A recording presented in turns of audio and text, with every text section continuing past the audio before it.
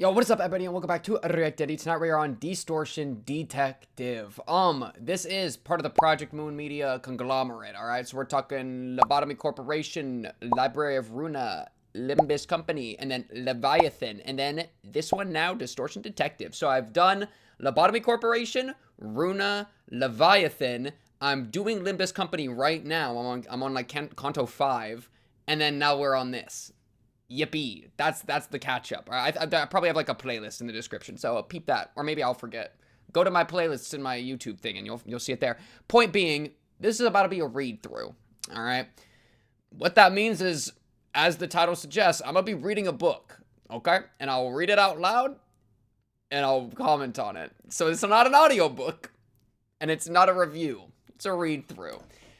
That's just explaining that. I feel like there's something inherently hilarious about that. That's why I'm saying it in that kind of way. So yeah. I don't really have much more to say other than to kind of start. I can just like boom, get it up so it's right there next to me. And some of the text. Yeah. I think I'm gonna do this in, I don't know like chunk wise how I do this. Well, I don't know. Anyway, well, let's just get going and we'll just see what happens. I like that energy. Okay. Chapter 1. I Can See the Distortion. Cause, explanation, understanding, and acknowledgement. Maybe these are like chapters. Maybe like the 4 chapter. Maybe there's 4 chapters and it's like these 4. I don't know. I can see the distortion, and the distortion can occur to anyone. I don't exactly know who coined the term distortion for the phenomenon, but people just started calling it that at some point. No one knows how it looks, but the experience so far suggests that this phenomenon is a manifestation of strong emotional desires and explosive surges of feelings. I actually don't know who to coin that term, yeah. Other than like Angela, Loki. Or not Angela, freaking Carmen. The pianist who, or rather which, wreaked havoc on District 9 is known as one of the most notable cases of the distortion. Not many, however, are aware that smaller cases of the distortion are happening here and there across the city even now. A person turning into a fish and another one's eyes being dyed with the hues of the sky are 2 such examples. Lame-ass distortions. The distortion appeared to me as visual distortions in a literal sense. Although I can see them, they aren't tangible. In the case of the person whose upper body gradually turned into that of a fish, I could clearly observe scales growing on their body, yet when I touched their skin, I could only feel the soft sensation of a normal human skin.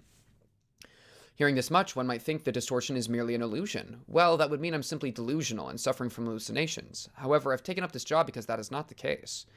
I am chasing after the distortion. It's secretive yet explicit, and it proceeds slowly. For example, the fish person I mentioned earlier, who was dubbed the merfolk, underwent gradual changes such as having their eyes protrude, gills appear, and scales grow out of their skin. When their upper body almost completely morphed into the form of a fish, the change physically manifested in a moment's notice. Only then could others see what had become of the merfolk, and physically feel the fishy features of their body. So you can preemptively see it, seems to be the case. The merfolk, case 5, was originally a villager in District 19's fishing hamlet who was subject to constant abuse. It seemed that they spent most of their life staring into the Great Lake. I am so sorry. Yearning to escape from their current life. My conclusion is that they desired to be free from their agonies and saw the lake as a getaway, and that strong longing for water ultimately distorted them into the merfolk. Of course, there are many other complicated factors involved, but I'll omit the details since the merfolk is not the main subject of my story.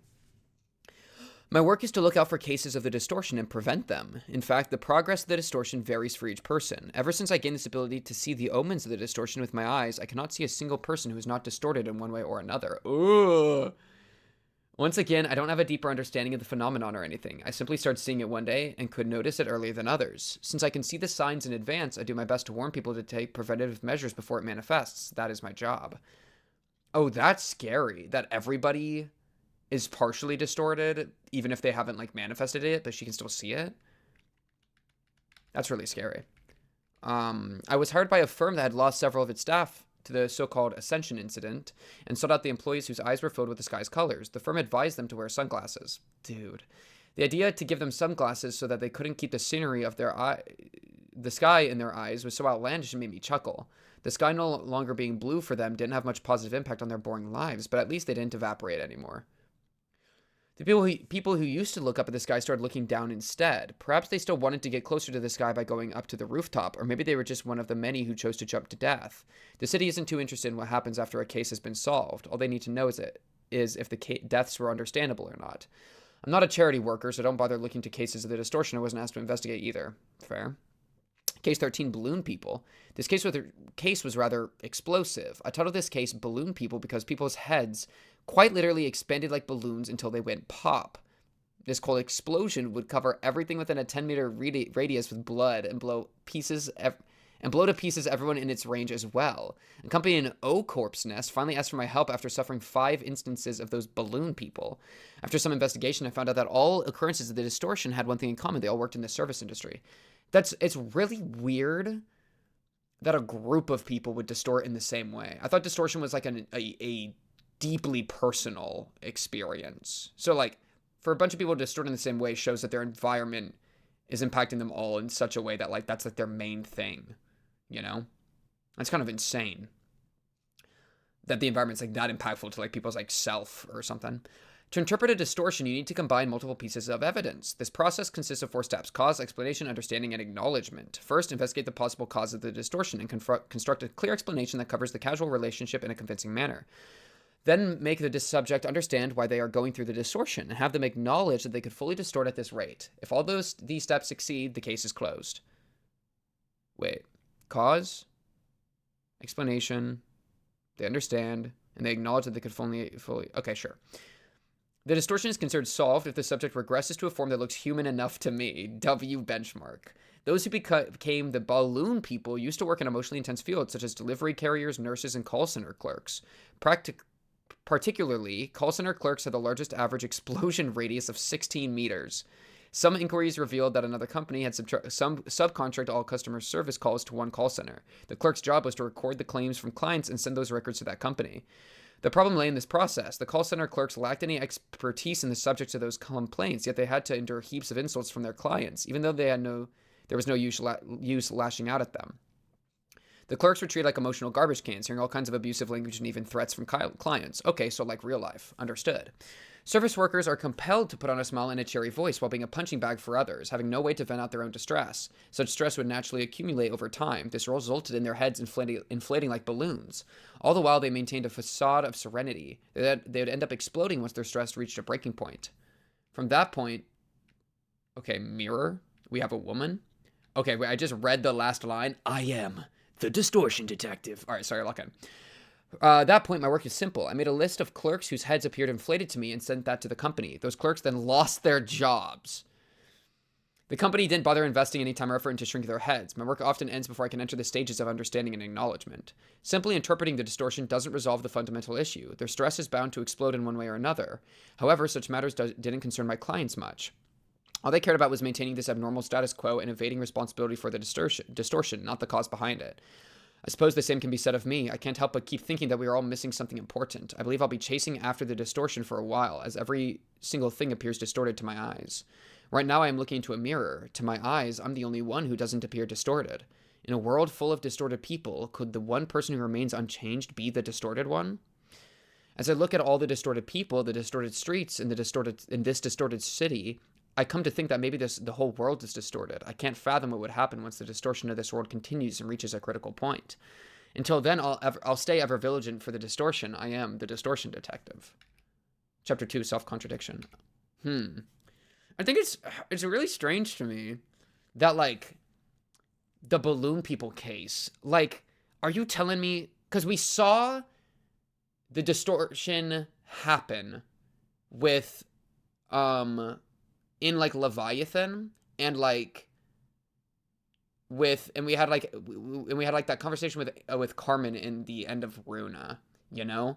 And so like as far as I understand distortion, it's like Carmen pulls up, she's like, "Hey baby girl, you know all that repression you be doing? What if it like your true self was able to come out?" And people are like, "Damn, you mean like everything I'm feeling?" And then they distort. And so it's like a manifestation of like some profound truth of their being, even if it's like nonsensical. And I mean, like a manifestation of strong emotional desires and explosive surges of feelings, right? That is, but it's like a deeply internalized thing. And so what's weird to me about the balloon people, is that they all are having, I guess it makes sense that like they all have the same emotional desire where it's like they're overwhelmed and then it's causing their heads to inflate and then explode. But like, is Carmen really pulling up to people and being like, yo, you want to distort? And then the result of them distorting is literally just dying. Like, Carmen, that's a bum-ass distortion, no? Like, I feel like all the distortions we saw in, like, Library of Runa were, like, lit. And to be fair, all those people were lit, right? Where they were, like, doubling down on everything they were, right? And, like, everything they were feeling, they were, like, doubling or tripling down on. And, like, almost, like, handing... I mean, it's like the... And the comparison to distortion is, like, ego, right? It's, like, ego gear. You kind of, I feel like, are one or the other. And so it's like you, like, sacrifice your ego to how you actually feel, you know? It's like a feelings versus ego thing, like almost like a psychology, like super ego, id. It's almost like giga id mode, right? That's kind of how I've felt it. And so I would imagine, I think if I assumed how somebody would distort if they were like a call center clerk, it wouldn't be like, I mean, I guess like to some degree, I can see the idea of like, oh, what they're desiring and the surges of their feelings are like feeling insulted and like horrible. But that's like, it's weird that like, I find it kind of strange that the result of that is self-destruction. Like as if that's like Carmen, we really just out here letting people pop? That's like low-key a bum distortion. Like the fish thing makes sense, you know? The fish thing is a very clear like, oh, they want to be free from their agonies. The lake is the gateway. Be a fish so I can swim and shit, you know? But have a group of... It's like... It's both the group part and then also how it's like kind of just suicide. Where they just explode. And like, I guess like they want to feel like they have an outlet for all their accumulated stress. That would be like the cause is like... Because it's not like well, okay. This is the distinction. Is it accumulated stress? Or is it the feelings you have against that? And you kind of might be like... What do you mean? Accumulated stress is a feeling. And it's like, yes, but that's like I feel like it's like a feeling put on you. That almost feels like that's an external thing coming in as opposed to like a deeply internal thing. But I guess if you're in the environment for a long time, if you get that, like that emotional baggage all the time, it like transforms you and internalizes. You get what I mean? It's just, it feels, so much more environmental than a lot of the other distortions seem, as opposed to like deeply subjective internal processes. And then not only is it's environmental to the point where it's in doing the same thing to a bunch of people. Like going to the call center puts you under so much emotional duress that you distort into death. Like it doesn't even let you distort in your own subjective way. Like it monopolizes your being to the point that even your distortion, which in my mind is like, again, like this giga manifestation of like your true feelings and deep id and blah, blah, blah. It's saying that environment is so powerful that it basically like monopolizes that. And then you just become this thing, which is really dark, right? I mean, that's like, I feel like, in a world where like, I was thinking distortion's so beautiful in like a sick way, in a weird and dark way. I always thought distortion was so beautiful because it's like people finally getting to be themselves, right? Even if it meant that it didn't make sense and that it's all gotta go. Like even if like the rest of the city kills them for it, but it's like in that moment when they distort, they're like at the full manifestation of their being in some form. Even if it means abandoning part of themselves to let that like come out or something. So that's why I think the balloon people thing is like, oh, that's dark. Like they're not even getting to manifest into like some like truth of their character, some deep part of them that's coming out. Like, nah, you just became a fucking balloon and popped because your life sucks. Because you're in a call center. I mean, if I was in a call center, I'd probably turn into a balloon too, but like, goddamn. Yeah. Also, I like the line of, in a world full of distorted people, could the one person who remains unchanged be the distorted one? I alone am the distorted one. Yeah.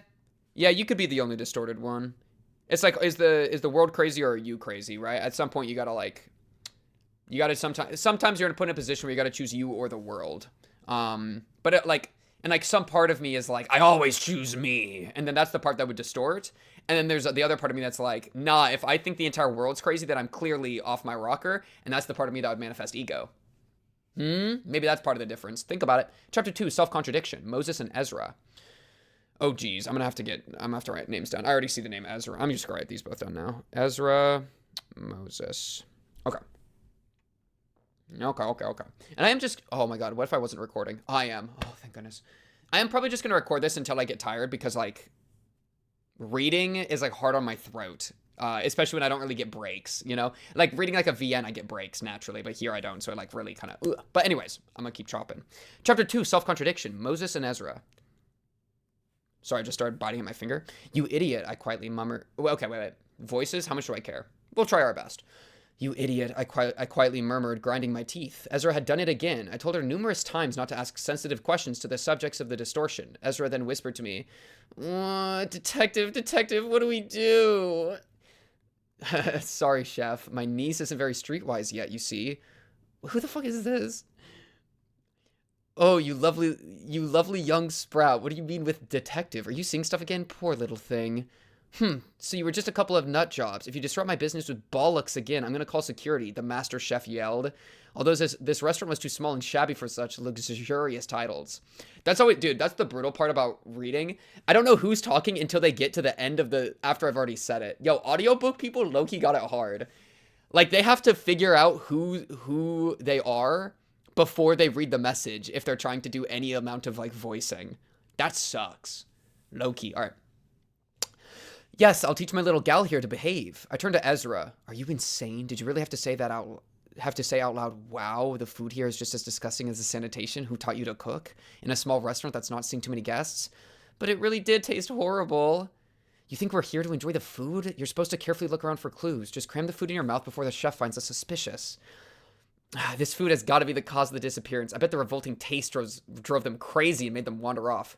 I'm cutting your salary. What? By 25%. Detective, please. I took a pipe out of my inner coat pocket. The case may be stuck for the moment, but it should end well somehow. With such optimism, I started smoking. I'm a fixer from District 14, a decently experienced grade 5, currently working for 7, the association specializing in intelligence and investigation operations. I solve mysteries for a living, though most of these unsolved cases about the distortion anyways. Oh, so this is Moses. Oh, this is, wait, do I have the name for you? Okay, so we have the detective, but then this is wait. Is this Moses the detective? Okay, I don't know. Okay. Hopefully it'll make sense. I'm a little unsure if this is Moses, if the person from chapter 1 is Moses, or who Moses is, or if, like, detective, I assume it's the same person. Anyways. I solve mysteries for a living, though most of these unsolved cases are about the distortion anyway. The city still seems to be mostly clueless about the distortion. I slowly jumped into this budding niche earlier than others thanks to my cursed talent, seeing people's distortions. Okay, so this is them. Okay. So what did the chef look like to you, detective?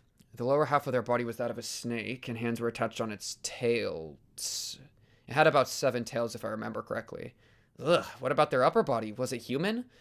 Yep, I could see a human in a filthy chef's uniform. Does that mean the distortion has progressed by about half? Maybe it'll manifest in a week or so. It could very well happen tonight, judging from the circumstances. The mouth on one of the tails was salivating and twitching quite intensely.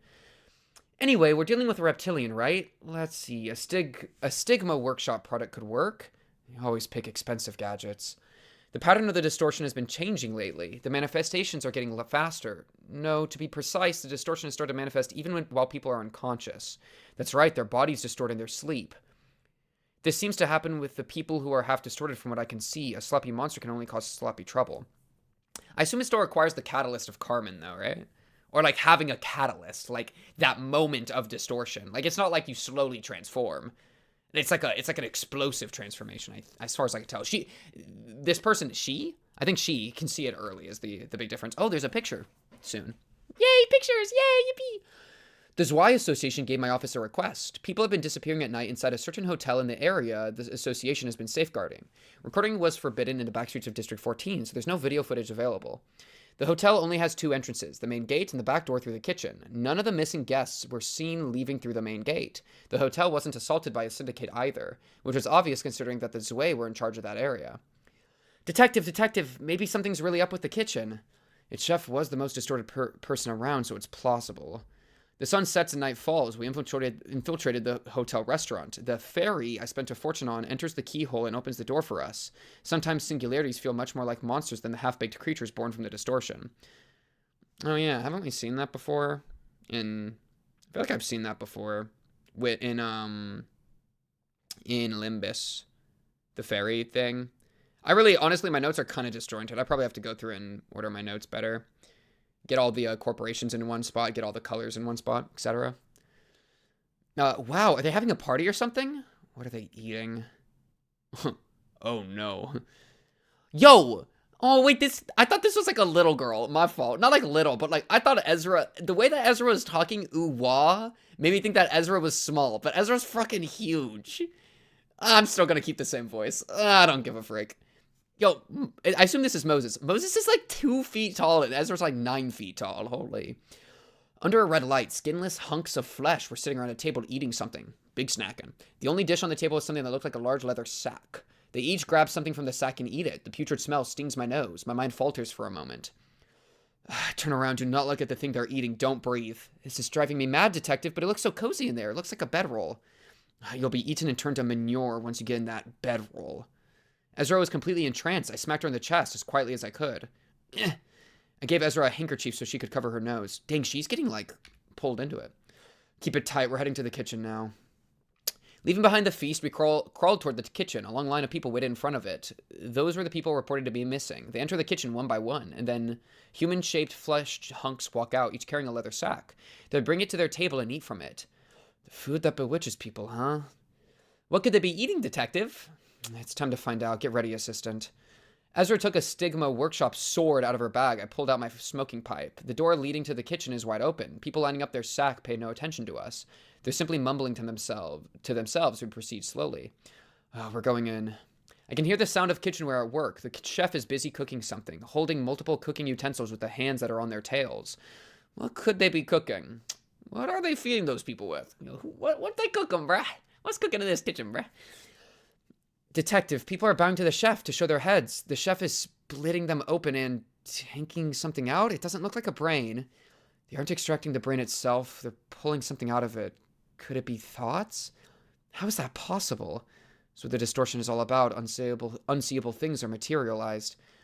That means they're giving away their thoughts to the chef so the chef can cook them. And the chef also peels their skin to use as the sack. It's pretty wicked. My eyes met the chef's gaze. Hey, you gotta be the insane bunch I saw earlier today. If you want to eat, then line up. The taste's gonna be nothing like the stuff you ate before. What are you feeding these people? I'm giving them what they want. I cook thoughts. People these days don't even know what they're thinking, so they need someone else to cook these thoughts up and feed them. Oh, it's just like real life. Oh, it's just like real life. Wait, okay, low key, I almost just said something crazy, but I'm gonna say it anyways. Yo, it's like, oh, this is so mean. I don't know why I got so mean. Like, because I'm gonna break down what just happened in my brain. I was about to say, like, oh, it's real life because that's what, like happens with, like, the news or, like, influencers or whatever. That was my first thought. But then my brain immediately jumped from that without hesitation to being like, oh, LMAO, I'm the chef and you right now watching this are the people eating slop. LOL. You have to, for you to engage in this media, you have to hear what I have to say about it so I can give you the right thoughts. Something like that, right? For some reason, I just immediately was like, oh, let me blame the audience member, break the fourth wall, and blame them in the same way. There is something to be said about that. I do think with media, like, think for yourself, engage with the media as much as you can on your own, and then you're in a cool position where you can engage with other people, engaging with the media, and really build something cool, right? So yeah, I don't actually mean that in such an aggressive way, but that's just immediately where my mind went. Anyways, you've already killed people. I don't know who's saying that. Wait, frick. I'm giving them what they want. Okay. You've already killed people. A case of the distortion that is capable of murder would be, according to the standards of our office setup, a risk level 3 distortion. Kill? They ain't dead. They're just having a feast, don't you see? Ordinary food isn't enough to make people happy anymore. You gotta know who you are and what kind of world you're living in to truly savor the flavor. Yo, savor the flavor. This is almost like a cheap urban myth. You've gone too far. Detective, the fleshy things in the restaurant all just came in here. You just haven't tried it yet. I'll show you how your thoughts taste. Ezra, take them... Oh, wait, who's Ezra? Wait, Ezra's the other one. Ezra, take them down. Okay, I gotta write this down. Okay, I'm just gonna assume Moses is the DD. Maybe I'm gonna put DD question mark, the Distortion Detective, and then Ezra is fun partner. I like Ezra. Ezra's fun so far. Shout out my girl Ezra. And based on her art, like, she is a blonde, and I do frick with a blonde. Personally. The Sigma Workshop sword emits an orange glow. The wire on its blade heats up. Each time Ezra swings the sword, one of the hunks of flesh falls to the floor. The heated wire leaves beautiful symbols through the sections it slices, a trademark feature of Stigma Workshop's products. Is this the same group that Philip was with? I think. Were they Stigma Workshop? The smell of burnt meat, Philip, soon fills the kitchen. A sentient case of the distortion that willingly harms others is ultimately subject to determination. We sometimes encounter distortions that we can't take down on our own, but most of them can still be dealt with in some manner. This kind is especially simple. Have you tried your own cooking then? That line. This guy. And by guy, I mean girl. Self-Contradiction. Distortions that damage others while claiming to care for them are bound to face irony. So you're feeding others with a dish you haven't even tried yourself. What makes you so confident in its taste, My cooking has to be tasty. All the customers look sad and sulky, even when I serve them with the most delicious food before. It's because they didn't think for themselves. You can tell if the food is tasty just from a person's face. Someone who doesn't try their own cooking isn't a real chef. Fine, I'll eat it. I'll eat my own food. There we go. That's the spirit of a true chef. The chefs split open their own head, as you do. They put their hand into their brain and pull out something glowy, as you do. As soon as the chef was done taking all the thoughts out, they collapsed onto the floor. Just like that, the chef passed away before they could taste their own thoughts. Detective, I took care of them all. I'm done with my share, too. Should we contact the ZY Association now? Yeah, just write up a short report. They won't believe all this fuss about cooking thoughts anyways. I'll go get some sleep first. Got it! Good morning, Detective Moses. You're a bit later than usual today, huh? Okay, it is. Moses is the detective. I was assuming so, but I wasn't sure. Yeah, the line at Hum Hum Pang Pang was long today. Hum Hum Pang Pang referenced. Guess everyone wants to check it out since it's the first to open in the north of the city. Oh, Hum Hum Pang Pang. Did you give me some for me too? Is this Ezra? I don't know. Yeah, I got one for you just in case. You liked mustard, right? Mustard flavor is great. Okay, it is Ezra, I think. I thought it might have been the ZY Association. The ZY sent us the reward just now. That quick? It only took them a day. I bet they scammed the paperwork. Anyway, to sum up this case, it was about an unappreciated cook who wanted to bring joy to the people in their own twisted way. It was a crude story. We've had to deal with the distortion on our own a lot more often these days, now that I think about it. Why are the Wings and the other associations so passive about it? Monsters are actually appearing. Because none of them were noteworthy enough to even be an urban plague. Well, the pianist being the sole exception. Yo, shout out the pianist, bro. Still, shouldn't someone do something about this? It's like a ticking time bomb. Bet a lot more people die to syndicates than to the distortion. By the way, you're not actually going to cut my salary, are you? That stupid chef's food really was the cause. Psh, try using that good memory for something better. I can hear you. Chapter 3, The Photographer. And I simply remember. I don't think I liked it. That was a fun chapter. That to me is like, I like this distortion. Because I was kind of talking about the first two.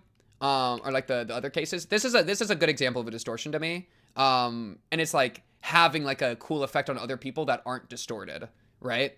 It's a distortion that like wants to feed people satisfying meals and then was like, had this new idea of how to do it and then distorted to like manifest that, right?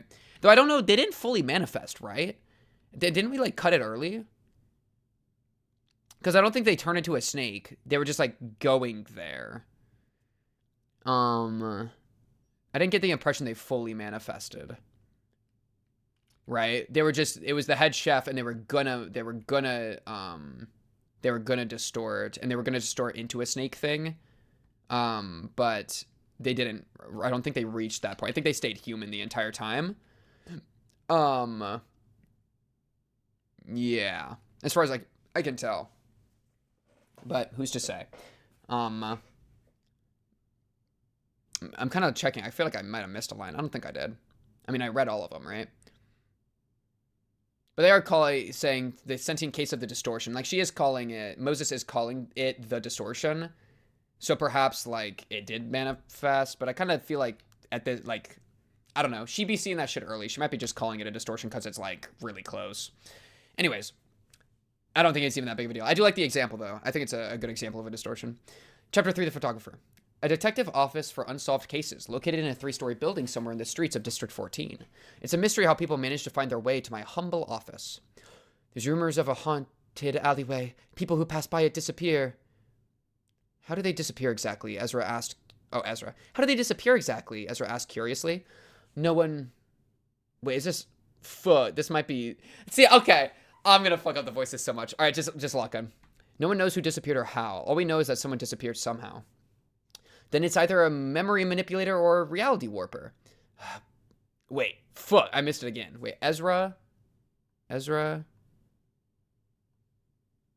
Moses. Ezra. You would expect this to be Moses, but it says detective. Oh, man. These are probably connected. Okay, then it's either a memory manipulator or a reality warper. But detective, I thought reality warpers only existed in your theories. This might as well be our opportunity to see one for the first time. What's this all about? It's just our jargon. Where did they go missing, by the way?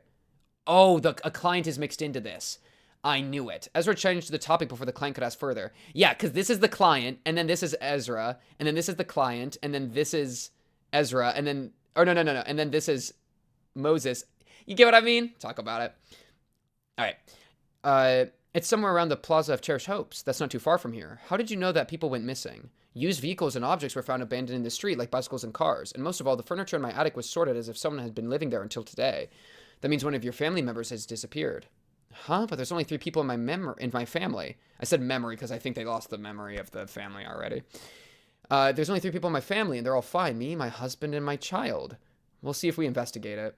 What if there really was another family member I've forgotten, like you said? And if they're dead, the culprit should be killed. That's rather stern. Well then, we should start discussing the request fee. Ezra's eyes sparkled as she spoke. I left the financial management of our office to her. She has enough wits to figure out how serious or tough her request will be, so I can trust her to lead negotiations like this. I headed to the terrace while Ezra and the client were busy bargaining. I smoked from my pipe, feeling the acrid breeze of the back streets. Still, this air is much clearer compared to the messy atmosphere during the smoke war. Distorted creatures walk the streets as always. Wondering how long I'll be doing this, I puffed tobacco smoke. Detective! I'm done writing the contract. The client went back to her home. Plaza of Cherished Hopes, was it? Get ready. Yes, Chief. Do I bring the usual gadgets? Ezra asked as she stuffed equipment into her dimensional bag. Sure. I walk along the street with Ezra. The time is 2 p.m. Ta-da! Here we are at the Plaza of Cherished Hopes. What do we do now? Wait till the night falls? This case appears to be a location-type distortion. Location type? Judging from the client's description, a powerful distortion can affect its surroundings as well, assimilating nearby objects into it. We should look for any distorted buildings. But only you can see those weird buildings, Detective. What can I do? See if there's any abandoned bikes around here, maybe. Oh, weird. Like, when you said the city itself was distorting, you meant that shit like giga literal, huh? Like, it's straight up doing that shit, huh?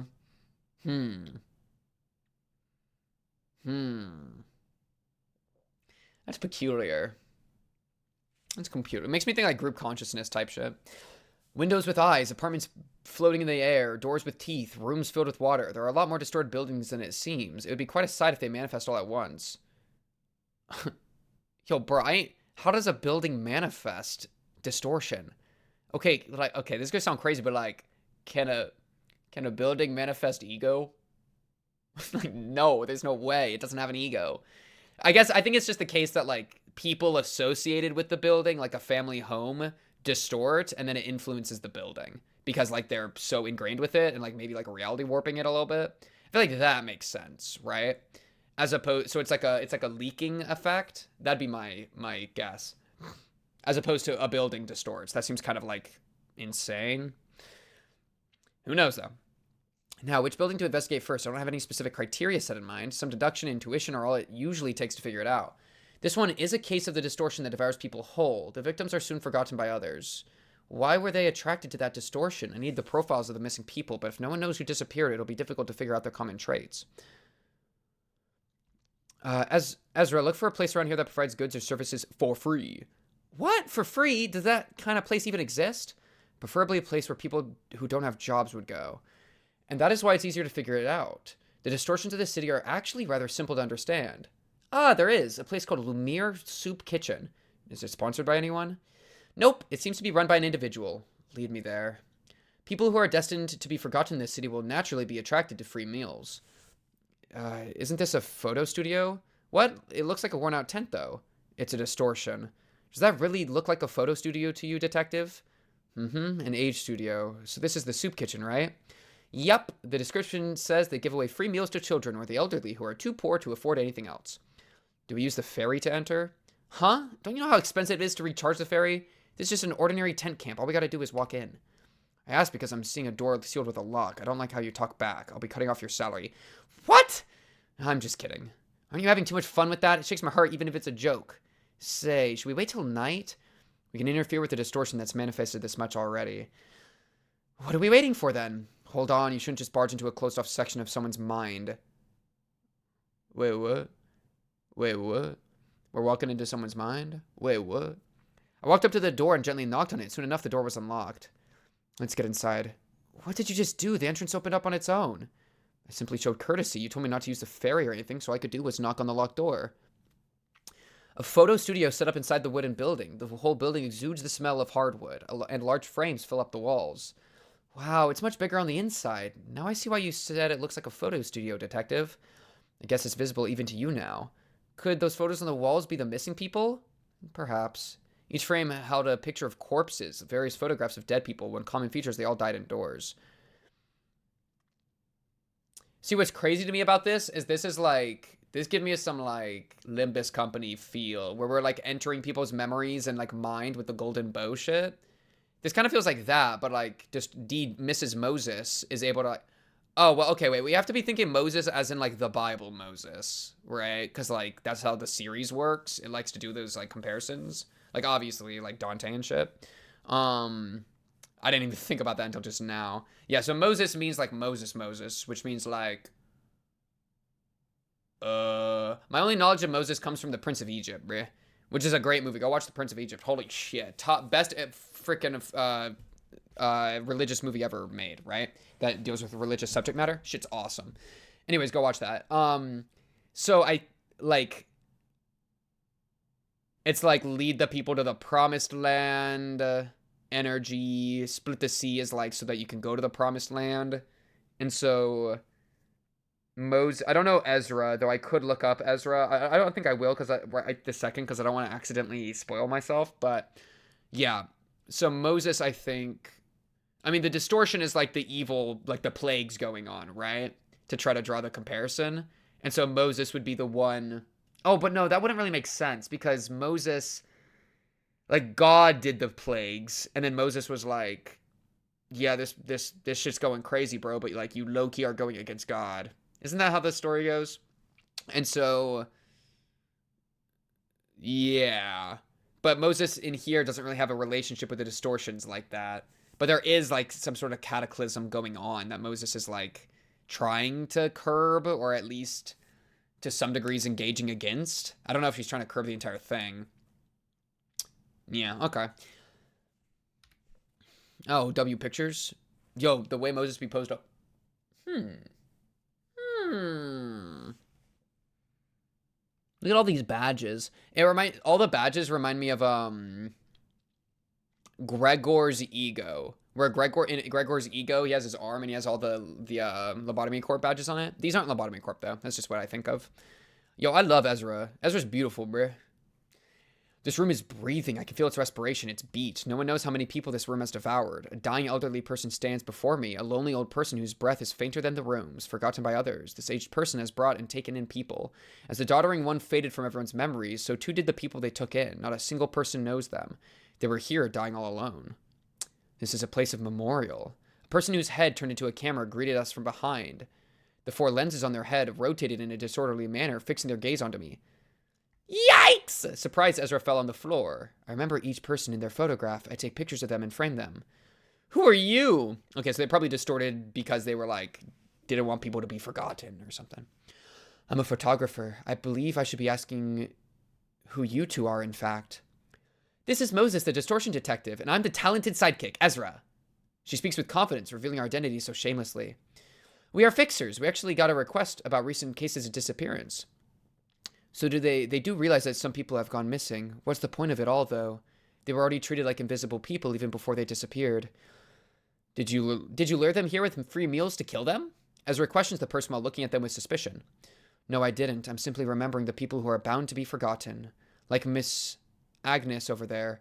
I take pictures of them so they can be memorialized in this room.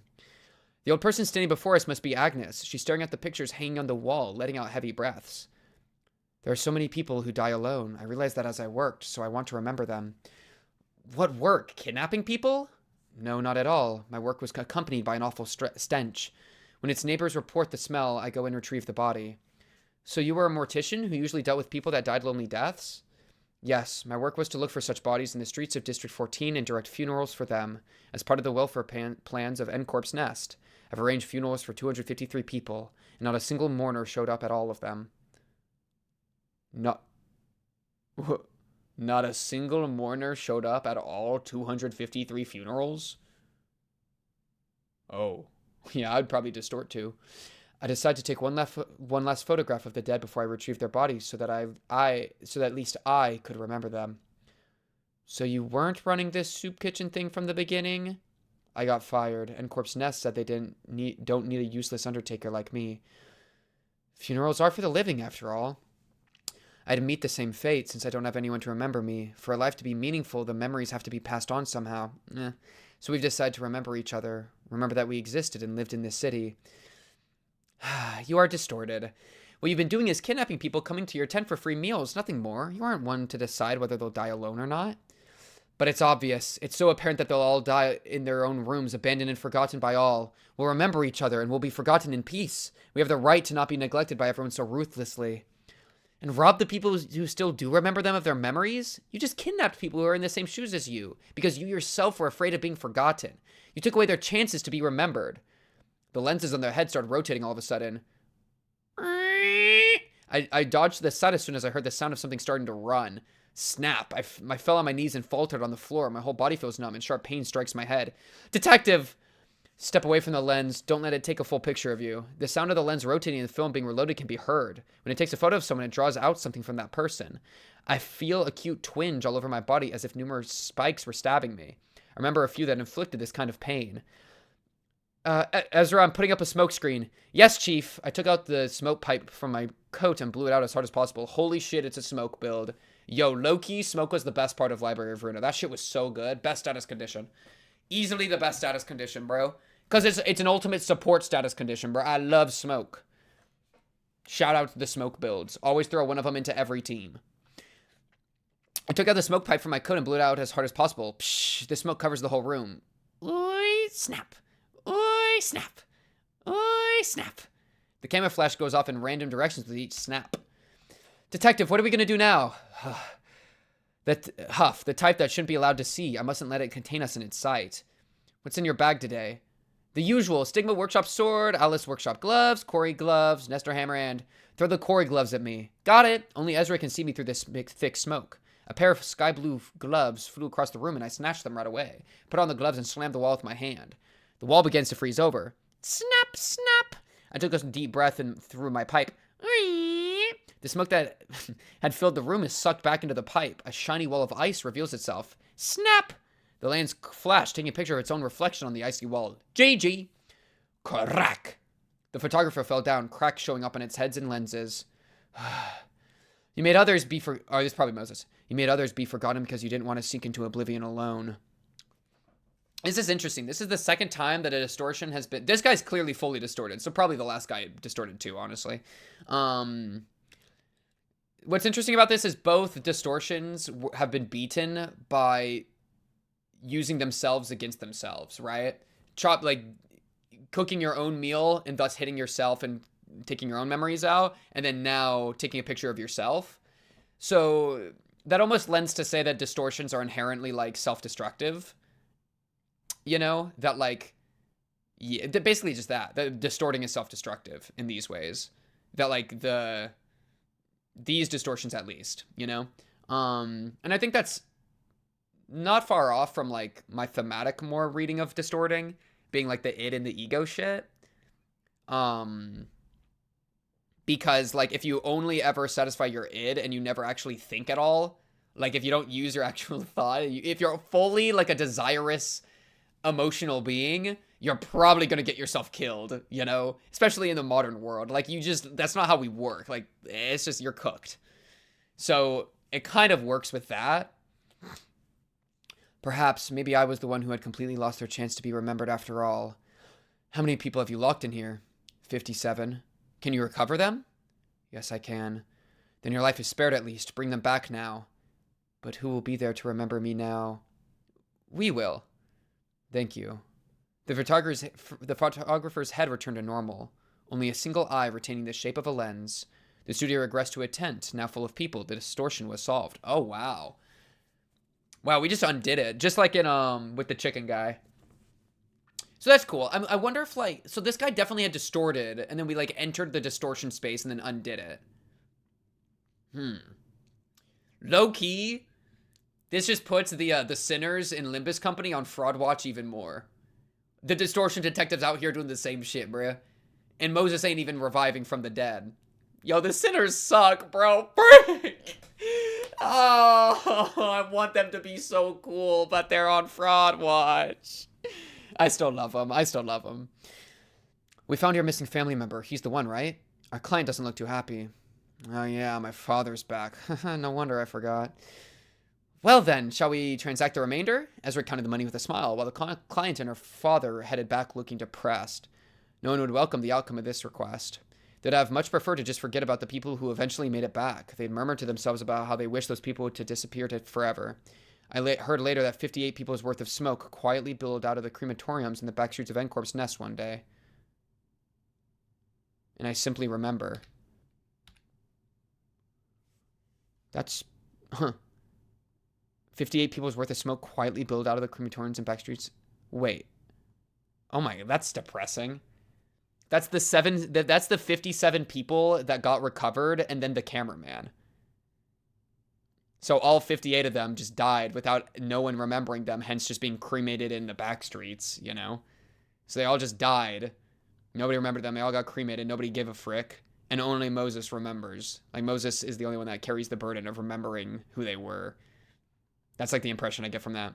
That's sad. I mean, that's sad because, like, solves the case, but, like, you can solve the case. It's what I think Moses said earlier of, like, you can solve the case, but we're not actually fixing, like, the foundation. You know, the foundation is broken. So, like, what can you do? Chapter 4, An Unwelcome Jest. Hee-joon. Is that... Oh, goodness. Am I supposed to remember this name? I think I am. From Library of YurRia, but I'm scared to look it up because I don't want to spoil myself. I feel like this is like the guy with the head. The weird head. The puppet guy. I didn't write down all the character names from YurRia. Hopefully it's... Well, maybe it is. Let me see if I get the impression. Greetings, Dr. Moses. It's been a while. An unwelcome guest visited me. An associate fixer in Section 2 of the 7th Southern Branch and my former assistant, Hee-joon. Their eyes are just as arrogant as I remember. Must feel good to be playing in the big leagues way above me, doesn't it? Oh no, not at all. Hello, Hee-joon, Seonbae. Ezra, you tactless dork. I hope you realize how much they're looking down on us by now. What are you doing here? Heading north all the way up here from the south part of the city. It must be a complete mess down there with L-Corp collapsing. You're as sharp as always, Doctor. I'm actually here because of that. What? Look, I'm just too old to get myself involved with the wings. The distortion, you can still see it, right? Would have closed this office otherwise. Wonder how I appear to you then. Snobby prick, always asking questions I'm not comfortable with. Please tell me how they look. Well, your mouth is sewn up, it seems. Perhaps because it's going to be zipped up soon enough. I actually can't see their face at all, other than their two eyes floating in the air. Haha, you haven't changed at all. Don't you need some funds?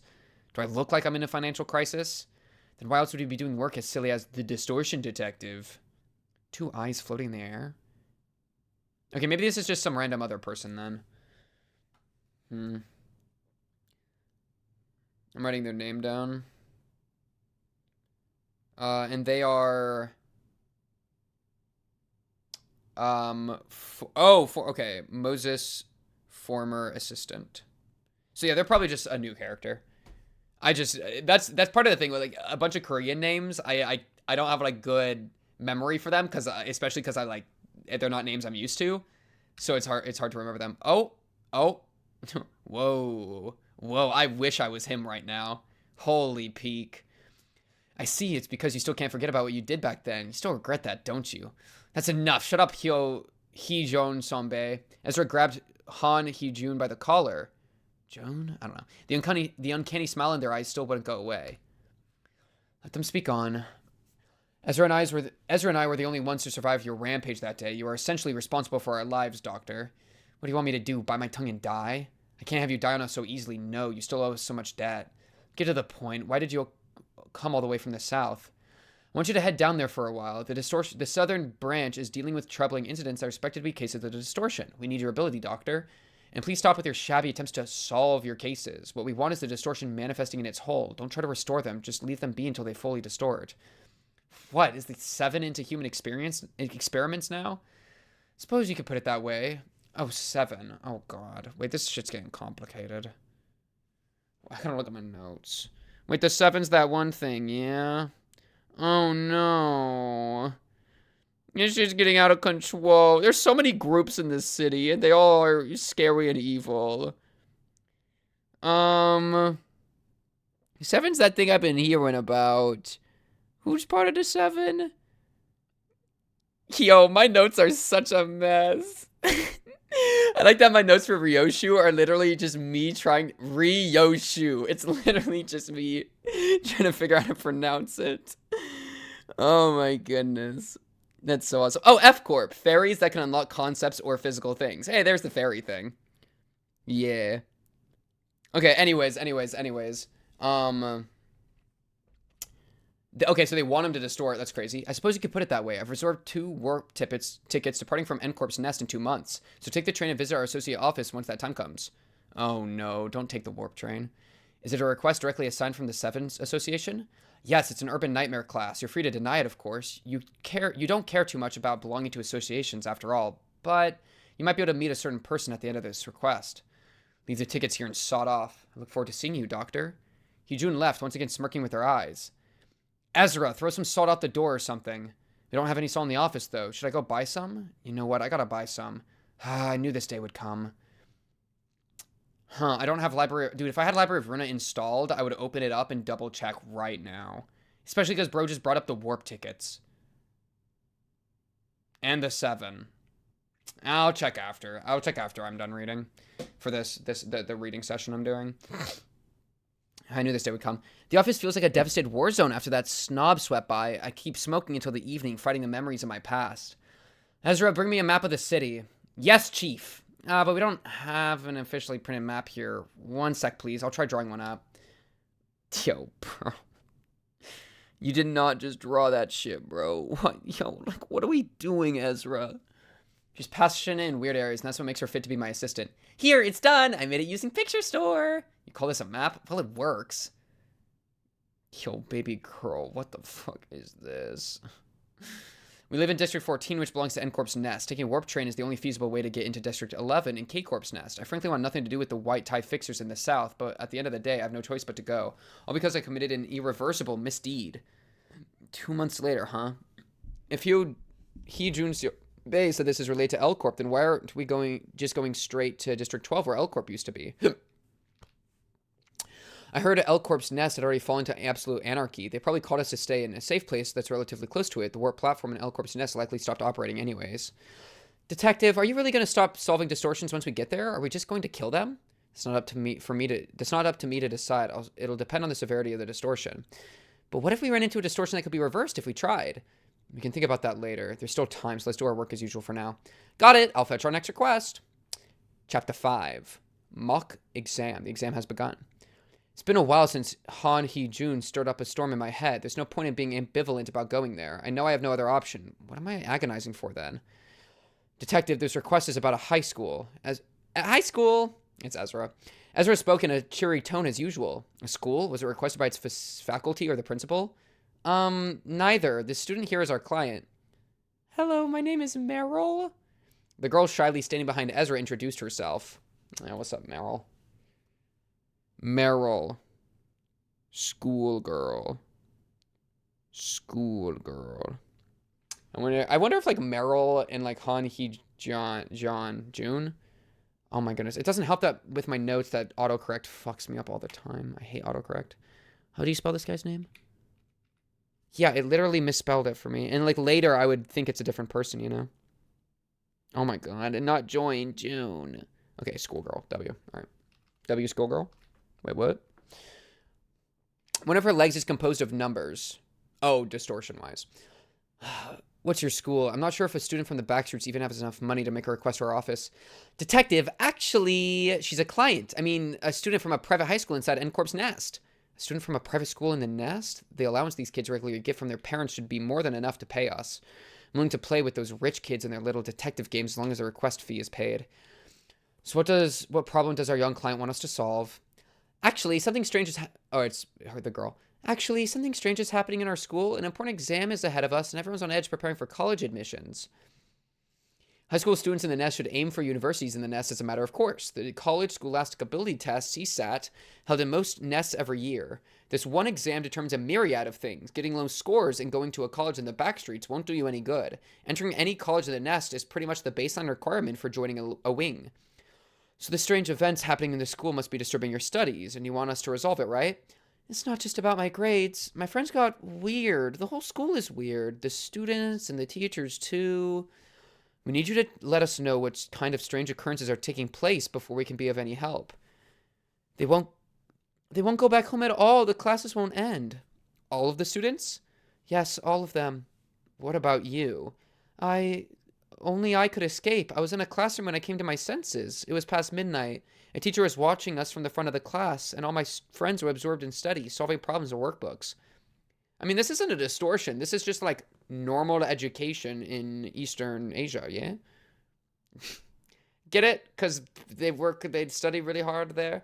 I don't know. Is that true? Is that a stereotype? I think that's actually how it kind of is. I think it's like actually like insanely rigorous over there, as opposed to like being stereotyped. Chat, if I'm being if I'm engaging in stereotype, let me know.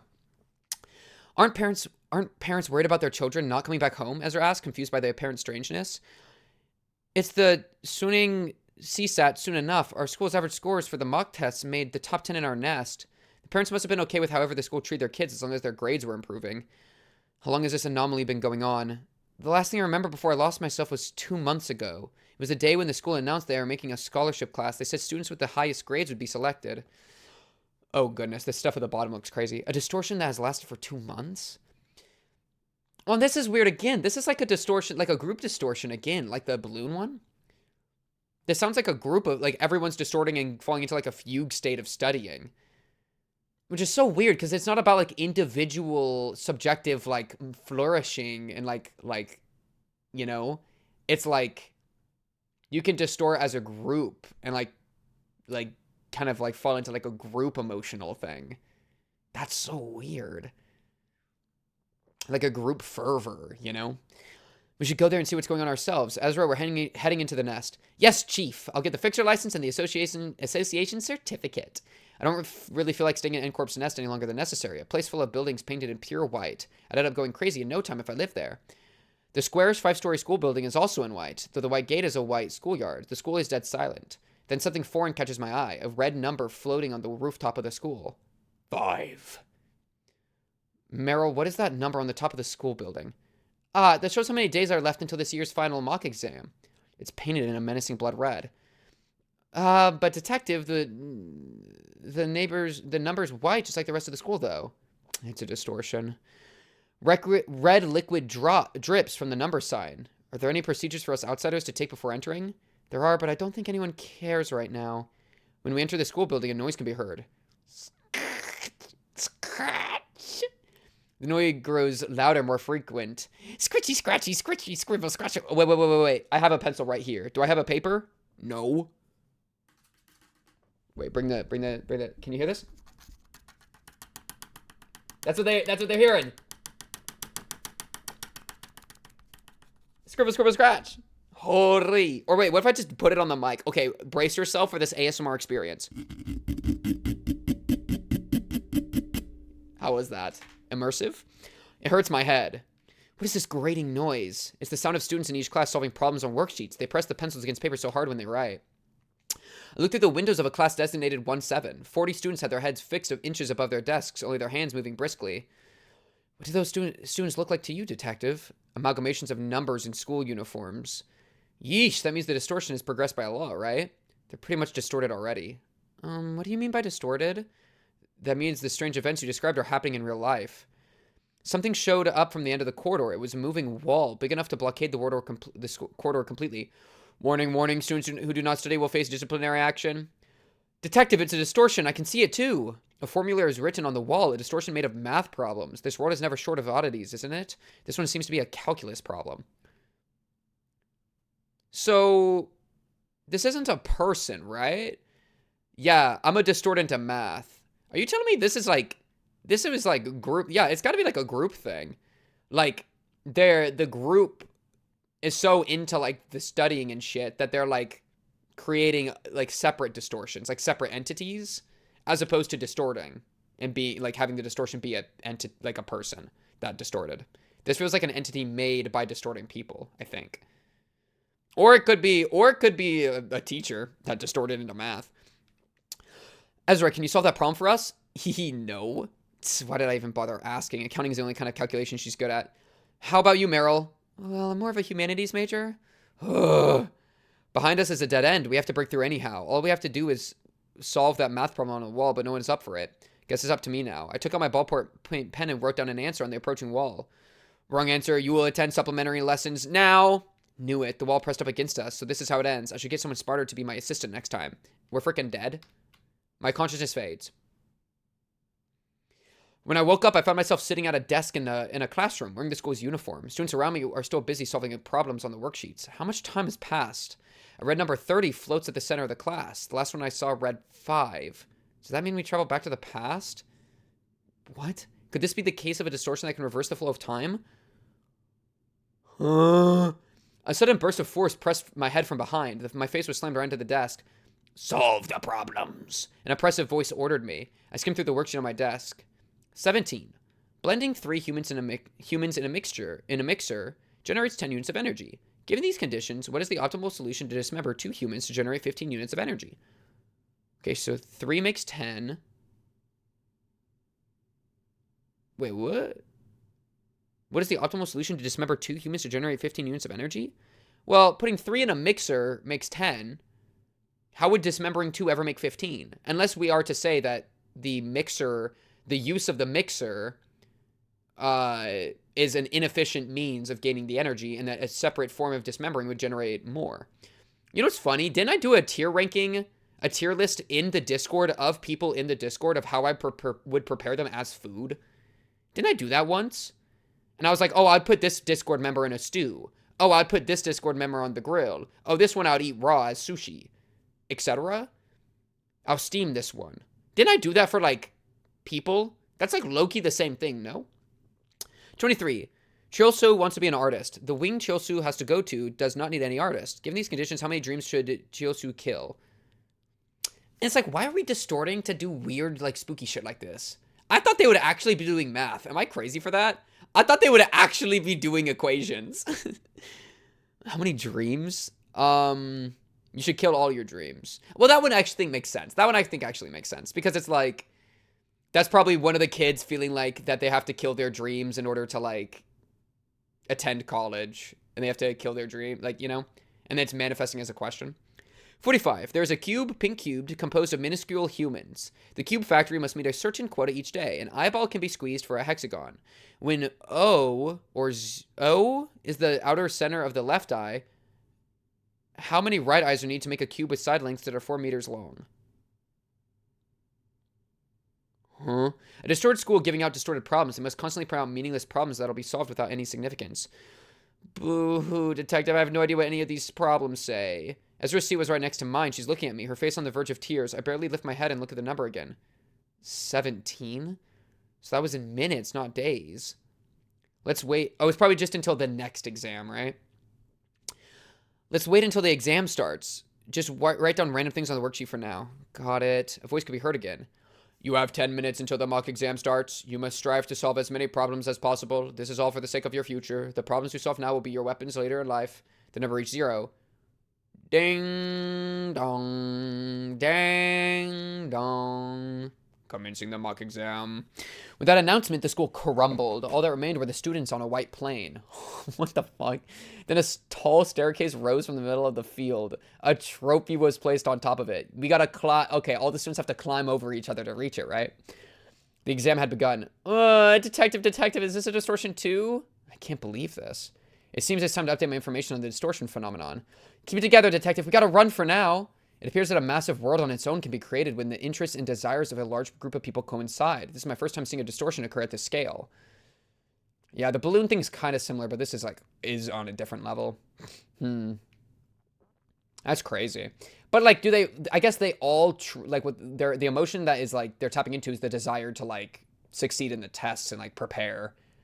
And so they've all gotten so deep into that, like, thought, and they're probably, like, what's the word? Like, echo chamber reverberating off of each other and just getting more intense. And then it's, like, reaching insanity and distortion.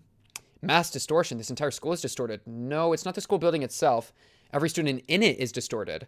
All the students run toward the staircase trying to climb up it. Some try to nail down the students ahead of them, while others push away the students behind them. The students add and subtract each other. They multiply and divide by each other. Decimal points pour out of their bodies. This is a war zone for a very vicious battle. A war where everyone recognizes each other as numbers. No other words are needed. In this scene of numerical violence, they must add to themselves and divide others. The problems they've solved so far become weapons to kill each other. When a student assaults another with numbers, the numbers on the victim's head fall off.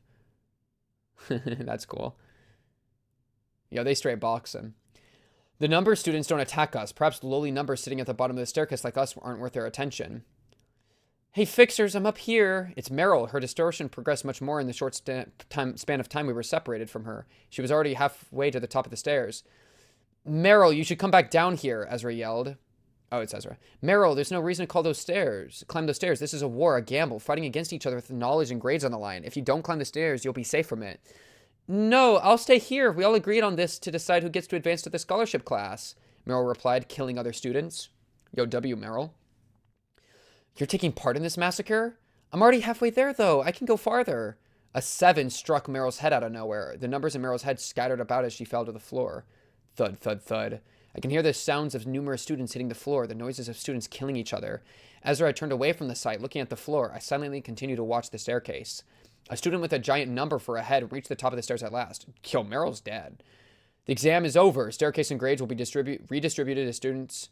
Knowledge and grades will be redistributed to students based on how high they are on the staircase. The top 20% will be designated as the scholarship class and receive the honor of representing our school.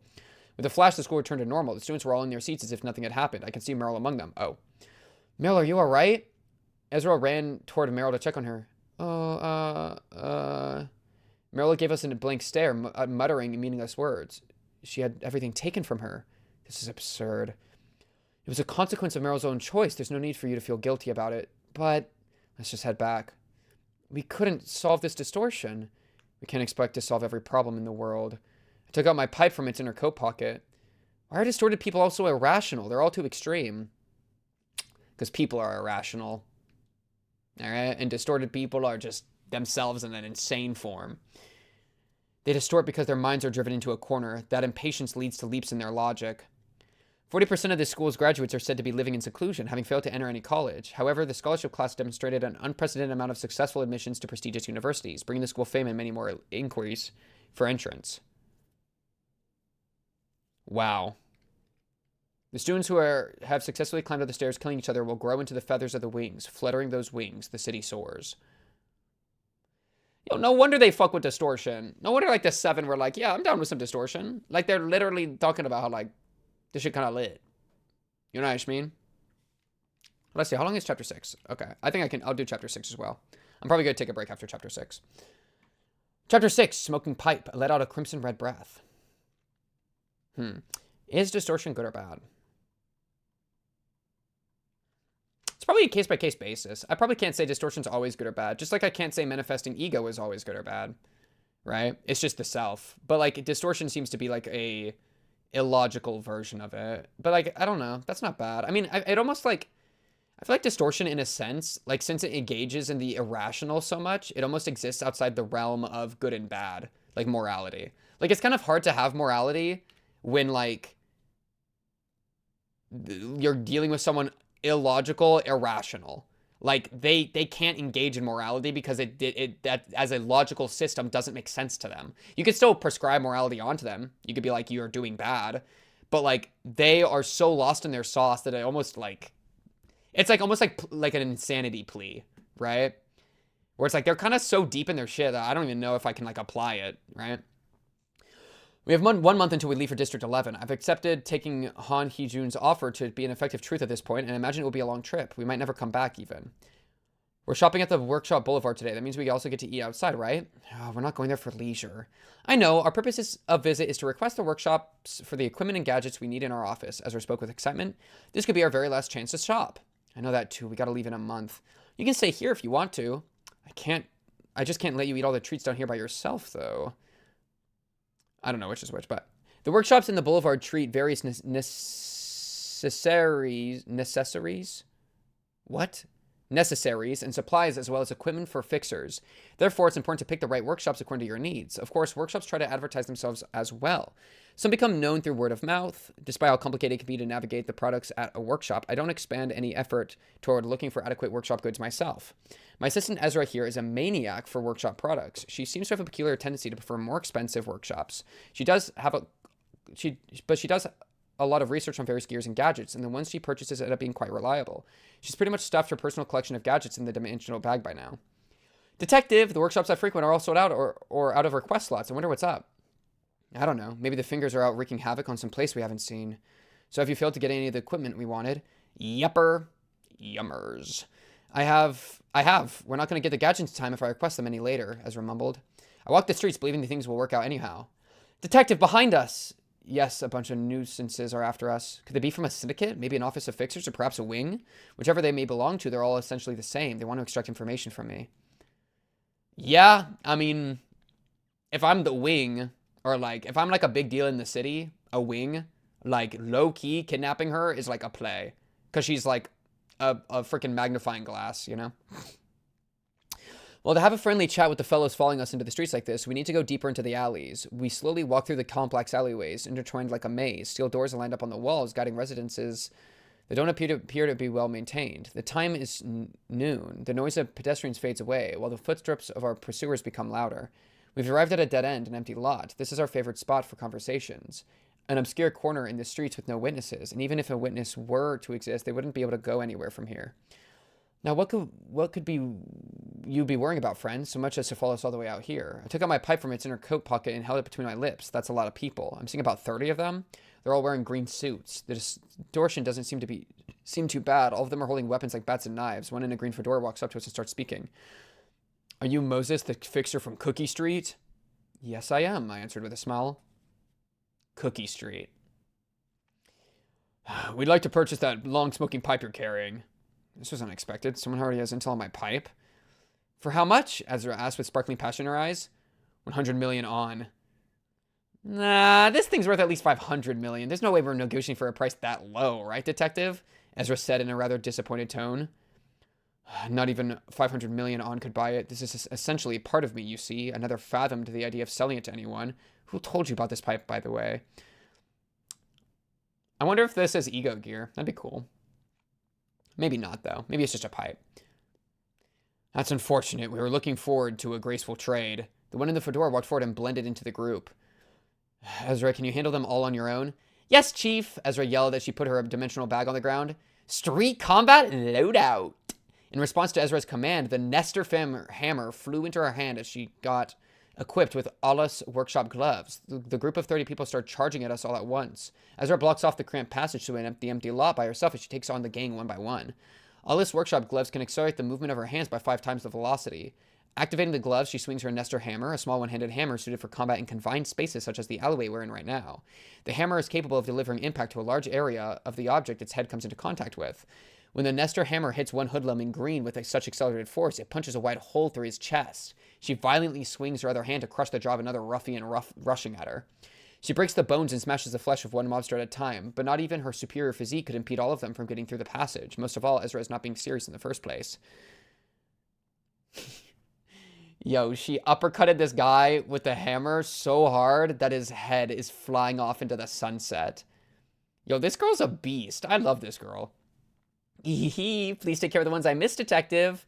I'm cutting your salary. What?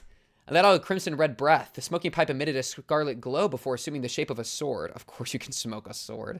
I grabbed its handle and prepared to talk. I positioned myself and stabbed the blade into the neck of a thug running at me. With elegance and composure in every step, I puncture a red hole in the body of each gangster coming at me. The strong scent of blood soon filled the alleyway and the lot.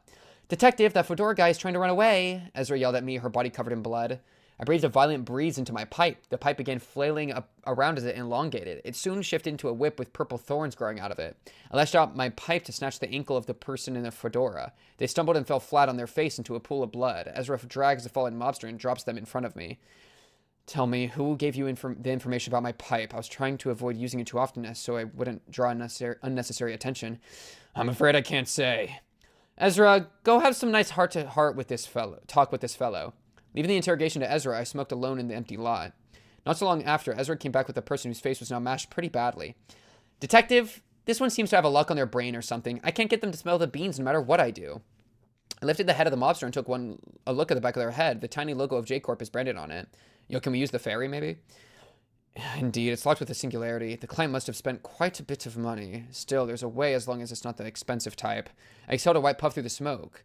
The smoke the smoke coils around the mobster's body. Now take a deep breath in. They began to tremble as they inhaled the smoke. You're not acting out of your own will anymore. You're obeying my will. The lock will obstruct your thoughts no longer. They slowly began to speak at last. YuRia Atelier wanted to study the mechanics of that pipe. Said it's okay for us to kill as long as we brought the thing. Atelier? I mean, that's like... that sounds like Giga Gear. That's like high-level gear, yeah? Because wasn't it like Atelier, one of like Lolin's moves? Something Atelier? So I think it's like super high-level gear. And this is maybe like the person that like designed it. Ah! Ezra gasped, eyes wide open, shocked by what she just heard. Ezra, do you know anything about YuRia Atelier? Of course, it's a premium workshop. Yeah, I was right. Only accessible to people with their membership. It's probably one of the top 10 workshops in District 14, I think. Yo, bro. Okay, like, what do you mean top 10 in District 14? That shit sounds like a, McDonald's tier. It's the top 10 in one of the districts. That's like saying I have a top 10 pizza chain in, like, Arizona. Who gives a fuck about the 10th pizza chain in Arizona? That's nothing, bro. Like, give me, like, top 3 in the city. Give me, like, top 10 in the city or, like, top 3 in District 14. Top 10 in District 14 is fucking weak sauce, bro. I know Atelier is better than that. The workshop's maniac's eyes sparkled as he gave me the explanation. Then why couldn't we join that membership? The conditions are a bit tricky. I don't think they'll accept us. They want to study the mechanics of my smoking pipe, huh? I'm interested in learning how this thing works as well. Do you think the workshop could provide us with the gear we need? Yeah, you bet. They most certainly have the skills. Ezra, lead me to this YuRia Atelier. Let's say hello to whoever tried to get us killed and take this thug with us just in case. Report. Moses and Ezra. Moses' office. Oh, this is cool. They handle mysteries and unsolved cases. 7 Association report. Author Han Hee-joon. Moses' office. They handle mysteries and unsolved cases. Name Moses. Age 49.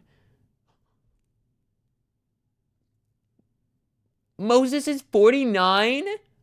She's 5'1". Dang. That means Ezra's huge. If Moses isn't even that tall or like that short. 49. Aww. Is she MILF though? No, I'm here for Ezra. Ezra, I'm talking about it. Look at don't goon over Ezra. That's unfair to Ezra.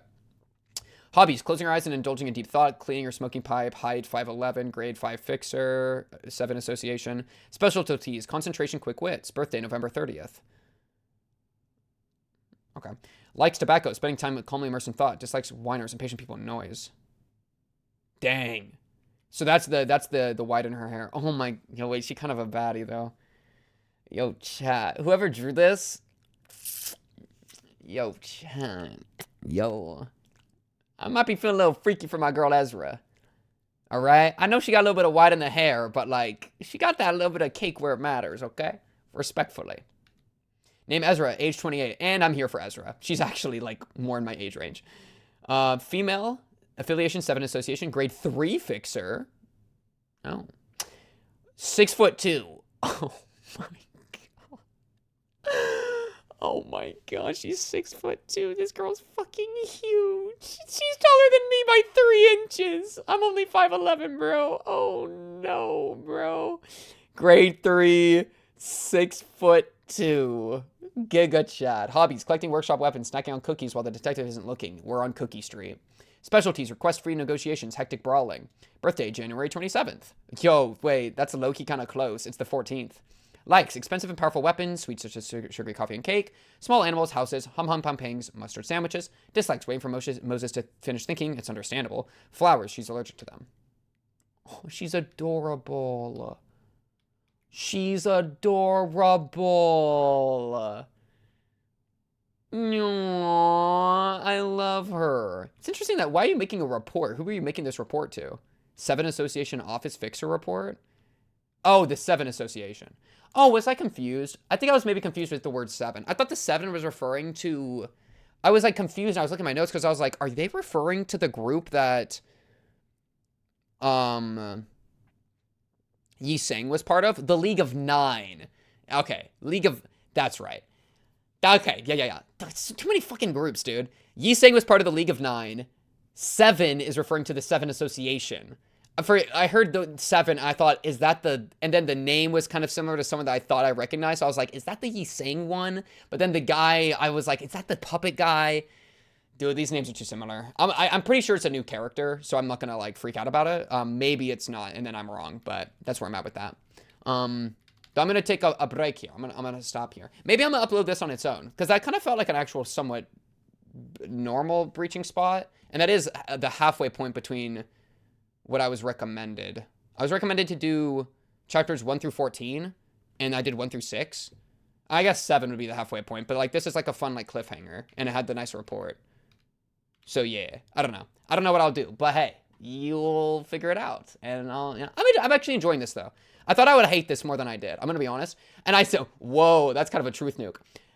Dude, reading gets. I think I can enjoy a read through as long as I pace it pretty heavily, because I'll be honest, bro. I also just enjoyed the story. Good story so far. I'm interested in Moses. And I'm interested in like the truth behind distortions, because it kind of means something to me, like profoundly. You know, I really like the idea of distorting, so I'm really curious about like this like group distorting and stuff. Like that feels very strange to me, and I want to like engage with it more. That's like my main lull to the series, or like draw to the series right now. This series. I'm trying to say two things at the same time. I have this like whenever I read for a long time, like I was like reading for a while, I started to like hallucinate a little bit in like the margin onto like the right, and like start seeing like the text do weird stuff, and like that kind of like makes my brain hurt a little bit. And then reading a lot also is just like a lot on my throat. Which is usually why I was like, bro, I'm gonna hate reading. Like, everyone was like, do Distortion Detective, and I was like, bro, I'm gonna hate reading. But I think as long as I like pace it in like smaller chunks, like I'll enjoy it, which will be fun. Because I enjoyed this chunk. But I think if I tried to do another 40 pages right now, I would go a little crazy, you know? Because like, yeah, like if I was laying in bed, I could lay in bed and probably read like 100, 200 pages. Like that shit would be lit, you know? But like it's a lot different when you're taking the time with it like this. But yeah, I like Ezra's personality a lot. Moses, I'm intrigued on. Oh, I don't even know if I'm as intrigued on Moses as much as like the distortion phenomenon itself, which Moses seems to have like a unique capacity to engage with. I'd be really curious what Moses would see if looking at any of the sinners from Limbus, or any color grade people, like people that are like really high in the sauce. Are they partially distorting? It's weird. It makes it almost sound like a disease that's overtaking them. And that's like, I feel like so different from what Carmen wants. And so I'm very curious, like maybe this isn't even happening under Carmen's desires. Well, she does freak with it. I mean, she's kind of hard to like get into her head because of how like in the sauce she is. But like the group stuff is like, that feels kind of crazy, you know? That feels like something that like I would want to hear a lot more perspective on. The individual ones though, I think make a lot of sense. So it's interesting. It's an interesting thing, but that's going to do it for this spot. Okay, back at it again with a little bit more Distortion Detective, Chapter 7, YurRia Atelier. That's the chapter we're on. Jumping right back into it. Yeah, not much more to say. Okay, can we lock in and get into this? Thank you. Agreed. I am recording, right? WM recording. All right. Behold your graceful maneuvers in this elegant smoke. Oh yeah, because they're pulling up to the office, the Atelier office, to like figure out how the pipe works, and also for gear for the mission from the guy. You know what I'm talking about. Back in it. Ezra leads the way, carrying the fedora mobster on her shoulder. Oh yeah, because they got jumped by like 100 people too. Anyways, she seems excited to visit the esteemed workshop she's never gotten to enter before. The mobster with the smashed face tries to negotiate with us. Hey, don't take me to YurRia, please. She's gonna use me as her test subject, I'm sure of it. Should we really care? Oh, wait. Oh, yeah. Wait, I just remember I had their name. I had, like, voices for them, too. Oh, yeah, that's so fun. As well as always. Anyway, lock in. Lock in. Should we really care for the well-being of a crook who tried to kill us? Yeah, actually, just kill me now. I'd rather die here than be brought to that sick bastard. All the more reason to take you to her, then, I answered, smoking from my pipe. Whoa, I used to just take a peek at this place when I walked by, and now we finally get to see what's inside. Is this the place? Seems pretty small for a renowned workshop. A square building about 3 meters tall stood by itself at the center of the street. The small letters written in the workshop's door read, YuRia Atelier. Under that was a kind of instruction that read, please knock only if you are part of our membership. I read in a catalog that YuRia Atelier is run by one person. I think that's why it's so small. I assume it only produces goods in small quantities then. That's not the case, actually. I heard the workshop values both quality and quantity. That's rather suspicious, but before that, how do we get in here now? I could have Ezra break through a door of this size, but as with most things in the city, you should never judge something by looks alone. The door could very well be armed with some foolhardy security device that melts whoever touches it without authorization. Hey, Fedora, how do I get into this workshop? You gotta have the membership. Well, do you have it? Our syndicate took on the job so that we could get it. How did you meet YuRia, then? Detective, actually, YuRia Atelier chooses its own clients. The workshop sends membership invitations to potential patrons, but we haven't gotten anything yet. What kind of stupid criteria makes this fedora-wearing moron eligible and not us? You tell me. Fedora, go open that door. What? No way. Who knows what kind of security system it might have? How about this, then? If you do as I say, I won't hand you over to YuRia. You promise? Yo, who is this guy? You promise? Question mark after sob. This guy. Sure. Fedora walks over to the door. They broke into a cold sweat, hesitating to touch the door before finally reaching out to the door handle. Nothing happens yet. They turn the handle and slowly pull it.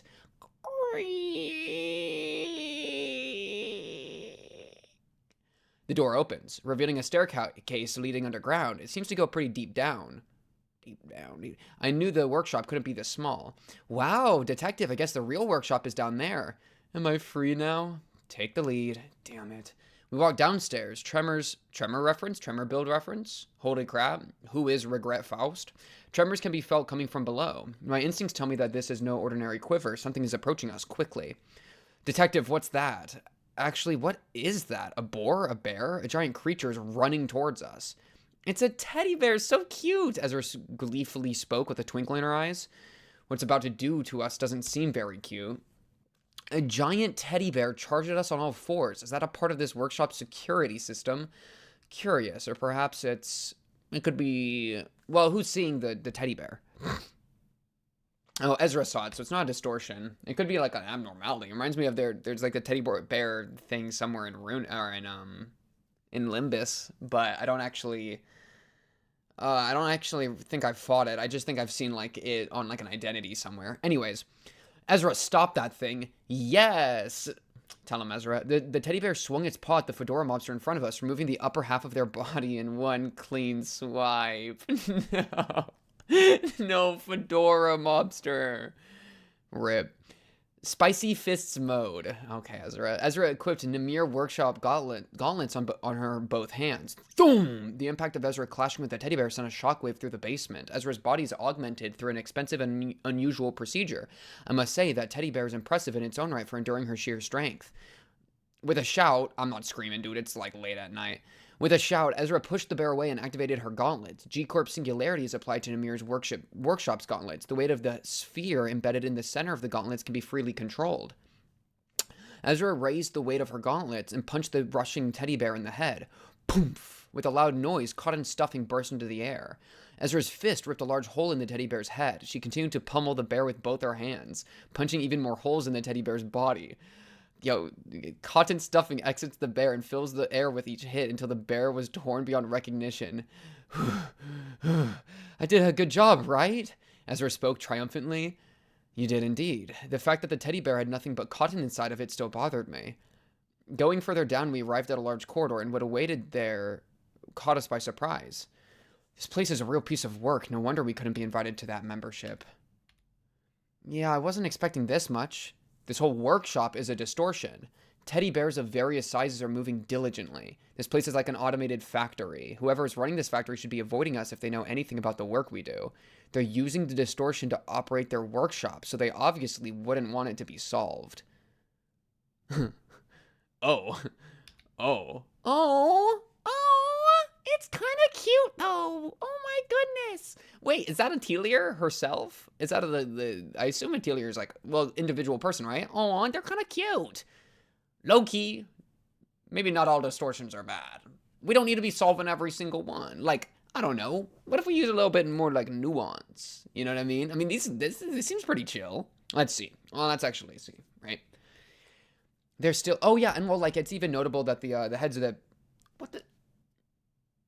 Is that snot? How is there snot on the outside of my... Is that snot or water? It might have been... Oh, because my hair's still a little wet, probably. Okay. Sorry, I'm just losing my mind today. Anyways, I was about to say that the heads of the city, like, are fine with, like, distortions, like, existing to some degree. So, you know, maybe not all distortions type thing. Anyways, they're still cute, though. For you, maybe. At least you have the strength to fend off those teddy bears if they tried to kill you. Walking past the industriously working teddy bears, we reach the end of the corridor. A big workbench is placed there. Other than its enormous size and the use of too many vibrant colors, it appears to be a regular workbench. And someone is standing before it, as if she were waiting for us the whole time. Oh my gosh, YurRia! Ezra hopped up and down in excitement. She then took something out of her bag and approached YurRia with a loping stride. What is she trying to do? Autograph this book here, please, Ezra pleaded, bowing her head. I've been collecting autographs of workshop meisters in this book, you see. YurRia approached me, paying absolutely no attention to Ezra. Oh. YurRia's just become the worst character, dude. You gotta... This is like some Dawn level energy, okay? You gotta give the fangirl a little bit of something. Please, man. You must be Moses. I was eagerly waiting for you and your pipe, too. YurRia spoke in a youthful voice. Oops, the opposite of what I did. A clear and bright voice. The gleam in her eyes was different from Ezra's. There's plenty of workshop equipment that can change form, but that pipe of yours is fundamentally different. I'm sure you're aware of it. It even modifies one's physical makeup without any surgeries or procedures. When did you get that pipe? How did you learn to use it? I've been looking for such an object for so long. I know, right? Detective Smoking Pipe is so mysterious, right? Ezra chimed in, quickly shoving her booklet back into the bag with her face turning red. How distracting. I never quite expected the talented Meister to be such an arrogant chatterbox. She is not the kind of person I want to be entangled with. You know the Red Mist, the legendary fixer? Yeah. Yeah, I met her a couple of times. The Red Mist's fabled tales of heroics weren't born out of nothing. The weapons she used to brandish and the clothing she used to wear were actually the same sort of equipment as the smoking pipe you're using. YurRia paused for a moment. I'm sure you can feel it too, maybe vaguely. That smoking pipe resonates with your emotions. Oh, is this just ego gear? Oh, that'd be actually freaking free. Because, well, I'm trying to remember. Did Jabura manifest ego gear before doing LobCorp stuff? I kind of don't think so. I'm kind of not under that impression. But maybe. Or, like, maybe, like, she was working with them for, like, a while. Because, yeah, this could also be some of the heroics she did while working for them, maybe. Because she probably was still, like, around. Like, she was still around for a bit while the company was doing stuff before it, like the actual LobCorp happened. You know, like, the time loop thing. So... yeah, it actually might have just been ego gear. I think it was. My impression is that it was, especially with what's going on right now. I just don't remember, like, super well that detail, I guess. She's right. This pipe is nowhere as simple as the likes of a mechanical arm that moves according to command. It resonates with my feelings. It's as if the pipe is part of me. I've been running this workshop not just to earn cash, but to gather information from the area around me. All the places I've been to before were busts. But look at this. Bzzz. A video starts playing from the screen behind YurRia. It's footage of us fighting syndicate gangs in the empty lot earlier today. Astonished, Ezra covered her mouth with her hands. Recorded footage? You had the audacity to break the taboo of District 14? Are all young people these days bold and brash like you? YurRia went on without a care for our reactions. Oh, that might have been the other one. Behold, your graceful maneuvers in this elegant smoke. I'm about to fall in love. My expectations were right, Moses. You're the one I've been looking for. Scratch that and just tell me, do you know how my pipe works or not? No, I don't. Not yet, anyways. Though I can try to study it now. Perhaps I could even improve it into something greater, if we work together, of course. She is a nuisance for sure, but I need to learn more. I must know about this power given to me. So, how are you going to try studying it? By looking into your mind. I'll need to know you. It takes time to get to know each other. How's this sound, Moses? Are you prepared to show me your heart? Detective, do you really trust her? I mean, she sounds so suspicious, Ezra yelled in panic. Moses, you're going to trust me no matter what. I know you can see it. Right, what can I do for you then? I answered softly. Detective! Ezra was desperate to make me reconsider. YurRia slowly walked towards me and whispered into my ears. I know you can see it implies that, like, Ezra has a, or that YurRia has a really interesting, like, distortion going on or something. I'll be your assistant. I want to watch you from up close. Wait, this is YurRia, yeah. I'll make gear and equipment just for you. I want to be of help to you. Also, you can open your heart up to me. Open up your heart to me. YurRia smiled. I put my hand on my forehead for a moment. This reminds me of some unpleasant memories of the past. I remember meeting someone just like her. I had no other option then, and I have no other option now. The lifeline that descends upon me when there's no way out. The rope I must hold on to. These are the only kind of opportunities that ever come to me. Ezra, we're going back to the office. Yes, Chief. With YurRia. Empty a storage room for her. What? YurRia followed right behind me, while it took Ezra a moment to get going. The storage room in our office was remodeled into YurRia's personal space. She promised to make equipment for us under one condition, that we take her with us whenever we set off to solve cases. Detective, it's so weird. Why aren't you solving her distortion? She broke the taboo of the District 2. Ezra complained as she stuffed Hum Hum Pong Pang's mayonnaise-flavored sandwich. What? In her mouth. Mayonnaise-flavored? Yo, the city's gotta go, bro. That's too far. Warp train? Nothing on mayonnaise-flavored sandwich. I'm simply making use of YurRia's strengths, and I have you to count on, so don't worry. I soothed Ezra. I imagine she's going to be sulky for a while. I, Moses, have no trust in other human beings. I do not trust the words of YurRia, a stranger. I simply trust my eyes. She is not distorted. I do not see any distortion from YurRia. Ooh. Even more interesting than a weird distortion is the lack of any distortion. It's the first other person she's met that has no distortion, right? I still don't think we know what Ezra looks, what Ezra looks like, distortion-wise. I like this YurRia character. She's fun. Not distorted. I'm gonna add that to my notes for her. At all. There is maybe a chance that she's like, she might be like a robot. That could be something. Because I feel like Angela. Well, but low-key could, I wonder if Angela could distort. And like End of Runa? Maybe. Probably. Yeah, surely, right? Because, well, by the end of Runa, she was so human. I'm just kind of thinking, I wonder if YurRia might be like an exception. She's either not distorted for some crazy reason, maybe connected to why Moses isn't distorted, or there's some sort of comparison to be made between her and like, or that she's like some sort of like robot, or like not human. Like she couldn't distort, even if she like wanted to. You know? One of the two. Or maybe more. Who knows? Chapter 8. Tae-young Produce Company. If this problem isn't fixed in time, I'm going to get fired and all my subordinates will get sacked. 3 people sat around the dining table for 2. That's a good line. That's a good line. I like that line a lot. 3 people sat around the dining table for 2. Holy. I'm like a dude. I don't want to be like a literary snob, but I definitely like have kind of like a high like requirement for like prose, I think, for like a lot of reading that I do, for like it to like really get me. And so, like, I really appreciate when there's, like, a line that I really like. I feel like I really like this line. It's just such a good way to, like make it feel a little awkward already, right? That, like, It's so early in the morning, and Ezra is already glaring at YurRia. She must be irked by this little intruder that popped into our ordinary life. Yeah, like, of course, like, 3 people sat around the dining table for 2 is the perfect... It's such a succinct setup for this scene. That also brings in the awkwardness of it, like, really quickly. I really like that line.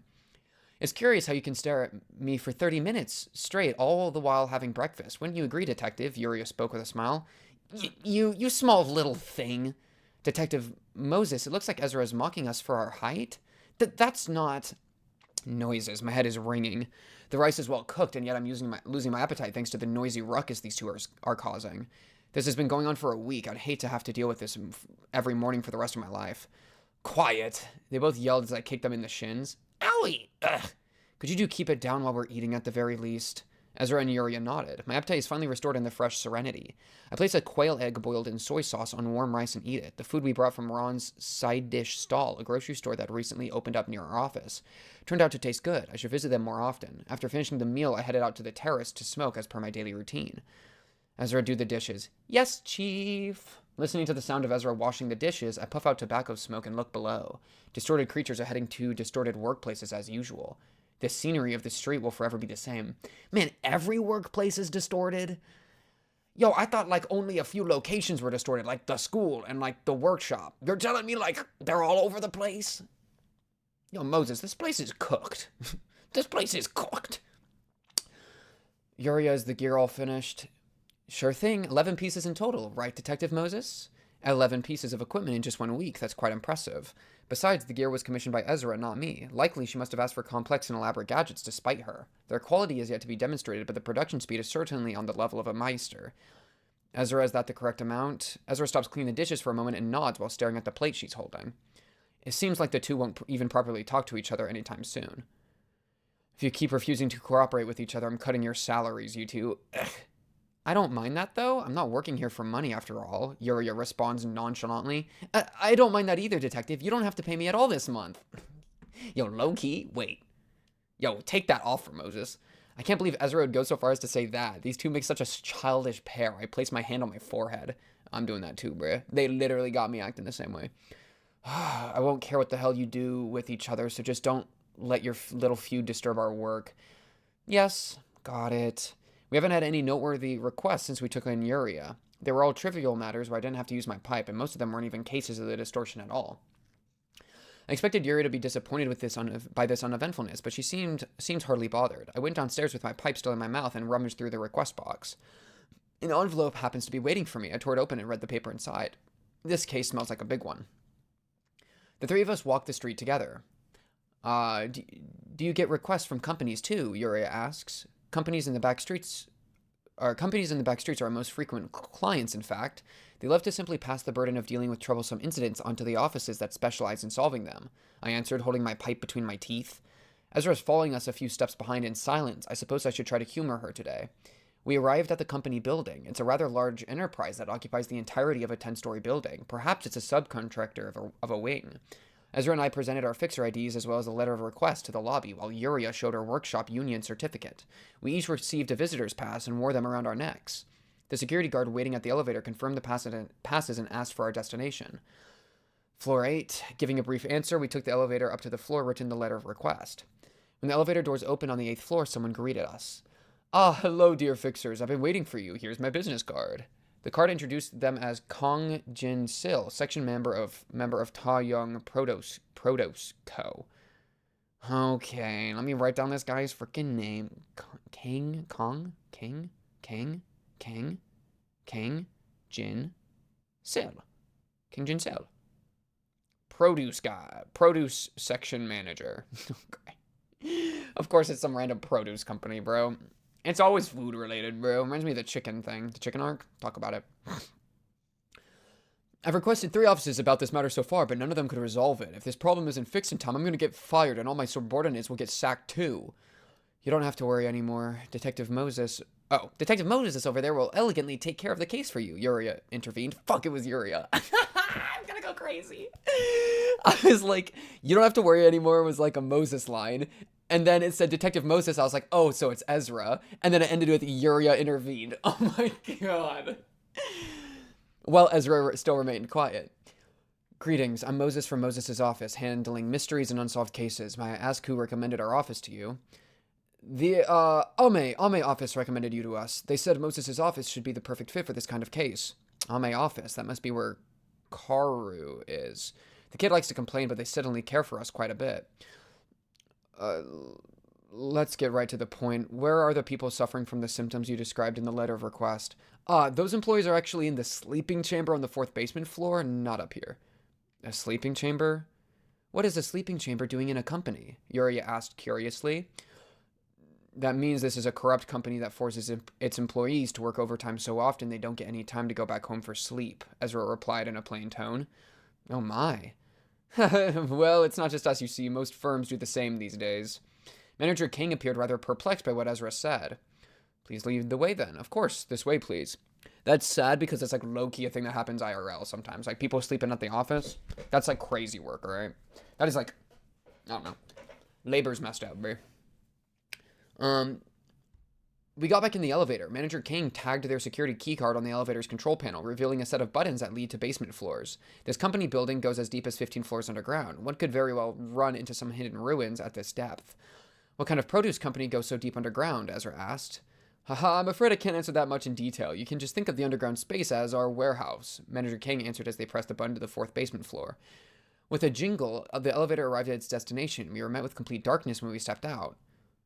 Oh my, why is it so dark in here? Because it's where people sleep, duh. Ezra answered YuRia's question again. Manager Kane groped along the wall looking for a light switch, and soon enough, orange light bulbs on the ceiling lit up, one row at a time.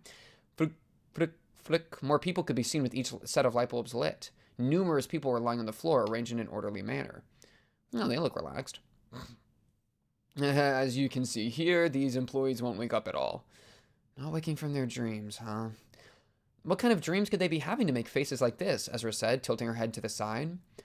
They seem to have escaped into their dreams. We should have a look at their recent work records. YuRia spoke with a smile. Yeah, I thought so too, I said in agreement. Ezra groaned. Oh dear, and I was trying to appease Ezra for a while now. That's not all, actually. Alest bero makzok we drone raksarai nova sa den crossada wait to folklask vio hooray lust berotha marazaka drone raksarilo vasa deng de cressa tufo chuck klusk vio hooray last wind bero maxen dron raksa that rilo vasa den cressa tufo de kluska vio hora comes is to albero maraksa villa drona vula vada singa denga cressa kunga tunko sunko hunga lita as a barrel Maxadrano Raxarilo. I'm not doing the rest. All the people lying on the floor opened their eyes and began chanting unintelligible words in unison. The wide underground floor was soon filled with the voices of the many. That is so funny. Eek! Ezra was freaking out. I think there was some sort of message hidden in what they just uttered. YuRia spoke with her eyes closed, focused on the sound. Alaspero Maxadrana. Okay, low-key. A, B, M, W, D, R, R. Nope, that's not helpful. Nope. Beru, Muxalt, we, drawn. Backwards? Slut. Nope. Slut. You dirty slut. Okay, calm down. Yeah, I can't see anything in this. Hordere comes a list. A ist. A ist? I mean, we're seeing like the same words are repeating. A list, win, barrow. And they're coming in like different, like it's repeating a message. I don't know. The voices once again echoed throughout the floor. Manager, we'd like to check their work records for the past month. I turned around as I spoke to Manager Kang, who I expected to be right behind us. Kong Jin Sil was instead inside the elevator. Ka-chink! A steel gate then blocked entry to the elevator. My apologies, fixers. I'm sure you people are capable enough to handle this, right? The elevator doors began sliding. Tell me what happened to Karu from Ame office? You'll be able to find out soon enough. I hope you can survive this hell. The elevator doors were closed completely. They got us good. The light bulbs on the ceiling flicker. Every time the light bulbs flickered, hundreds of eyes still lying on the floor could be seen gazing at us. Zzz, blink, zzz, blink, blink, blink, blink. Chapter 9, Crimson Point. Every atrocious moment of the path throughout my life swirls around me. Okay, a bit of an intense, like, subheader. We really do be kind of doing, like, subquests. I feel like, that, like, because we just did the school one, which is kind of, like, its own thing. I'm kind of curious what we're, like, building up to. Because, like, it's almost like, it kind of reminds me of Runa a little bit. Where we kept, like, seeing the little, like it's good for, like, world building the city. But, like, at this point, I feel like I've world built it. Like, the city, I feel like I've got world built it pretty good. Like, that's, like, kind of the what they've done so well through, like, the rest of Project Moon stuff. That I'm kind of, like, I don't know. I think I'm hungry for, like, a really, like, some crazy character stuff. Or, like, yeah. So, like, the kind of, like, subplotty plot, which is like, I guess, showing off like different distortions and stuff. And I guess the different distortions thing is new, so that's kind of cool. But like, I don't know. Yeah. I'm curious what it's like. What are we building up to? What's like the big thing we're building up to, as opposed to just doing like a bunch of like side quests, right? Anyways, I'm sure whatever that is will manifest eventually. I'm not really like finding it right now. Detective, I'm so hopeless with this kind of stuff. Like, all I can say is that I think right now, the strongest tie I have into the narrative is freaking Ezra. I think she's fun. I like her. And so if Ezra gets, like I'm invested in Ezra as a character, I think, quite a bit. Moses is cool, but like Ezra's fun. I like Ezra. And so right now, like the finale for me is Ezra getting her head cut off and then me crying. Like, you know what I mean? So I'm kind of curious what else is going to be like there that I'll be like invested in going forward. But anyways, Ezra took cover behind me, speaking in a faint, squeaky voice. She's not helping, I suppose. Shall we start out by looking for an exit, detective? Eek! She still has the nerve to take jabs at Ezra in times like this. I must wonder if she ever gets tired of it. Do you have night vision goggles or something of the sort? Ah, right, there's a few in my dimensional bag. I'm the one who crafted the glasses, though. Well, I planned out the functions for them. I'll commend you both, so hand me the damned glasses already. Ezra rummaged through her dimensional bag and took out 3 pairs of eyeglasses, handing a pair to each of us. The temples of the glasses are decorated with ribbons, typical Northern workshop fashion. Do they really have to adorn everything they make with such ornaments? Putting on the eyeglasses, I could gain a clear vision of the chamber as if it were brightly lit by the sun. Even with the light bulbs on the ceiling blinking frantically, the glasses automatically compensate for the rapid changes in brightness, allowing me to see things in a constant degree of brightness. That's super cool. Quite impressive. I would have had to rely on a lighter to barely see things right in front of us in the old days of just Ezra and I working together. It certainly is convenient to have a Meister working for our office. Detective, what do we do if they all start jumping at us? Ezra worriedly asks. I'm pondering on what to do as well. Looking around, I can count 108. Wait, what? My Wi-Fi isn't connected to the internet? I mean, that doesn't matter, but like, why did I just get that as a notification? It's so strange. All right, lock in. Looking around, I can count 108 employees here in total. They're all blinking at the same time, chanting the same words. What could this mean? For what purpose? Perhaps it seems as if the minds of these people are linked together. Detective, over there! Ezra pointed toward a mashed pile of flesh lying in the corner of the sleeping chamber. There were several of them around the chamber, in fact. I can see at least 8 of them, all created at different times. We approached a pile that appears to be the most recent. It's a dead body, as I suspected, a corpse that was crushed brutally. Something in this room smashed people. Okay. They were thrown with tremendous force. It's been at least 33 hours since the blood was split, judging from its state. This body seems to have suffered heavy external damage, YuRia said as she observed the pile of flesh with a magnifying glass. Karu. This sword belonged to Karu. Oh, that means our opponent has enough physical strength to pound a grade 4 fixer to a pulp. Terrifying. The rest of the lumps of flesh nearby are likely what became of the other fixers from Ame office. There's nothing in our sight that appears to be the culprit, however. The only other things in this space are 108 sleeping employees of a produce company still wearing their suits, and the 3 of us. Detective, how do these employees appear to your eyes? Ezra asks. Well, obviously they all have different forms of distortions. No, something is different. The employees did have distortions of their own, yet, but without any common trait to be found, much like those I see in the streets. Yet, their distortions are beginning to disappear. The one whose face was missing regains their face. The one whose right arm was scorched has their arm restored. Cylindrical objects are being removed from another person. The distortions are all gathering to a certain spot. I looked toward the point where all distortions were converging. Smoke billowed from what appeared to be an altar. Yo, if there's an altar in the room, that's like the first thing we check out, all right? That's like the first thing we mention. There's an altar? Wait. There's an altar in the middle of the room where all the distorted energy is converging? That sounds really bad. Like they're doing some sort of chant and all their distorted energies getting brought into one spot. Like we're able to channel it like that? That's really scary. I wonder, imagine if the altar is somebody that distorted it into an altar. That'd be really cute. Then their chant must be some kind of code and a ritual to summon something. The smoke gradually condenses into a certain shape. Should we kill all the employees sleeping here? We don't even know what may manifest from that smoke. It's hard to judge something we know nothing about. I don't get a good feeling about this. It could turn out to be a favorable phenomenon. It could be an opportunity. At the same time, it's just as likely to be something that could kill us all. I can't make any judgment on this phenomenon that I'm experiencing for the first time. Should I kill 108 people at my own discretion based on an uncertain possibility? The lives of Ezra and YurRia depend on my decision. My thoughts accelerate. Ezra and YurRia are saying something to me. Damn it, I know. I should come up with something. If I were to use my white breath, could I control more than 100 people at once?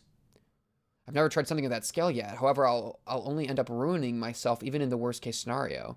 Yet, this is the most plausible option I have. Having made up my mind, I opened my eyes.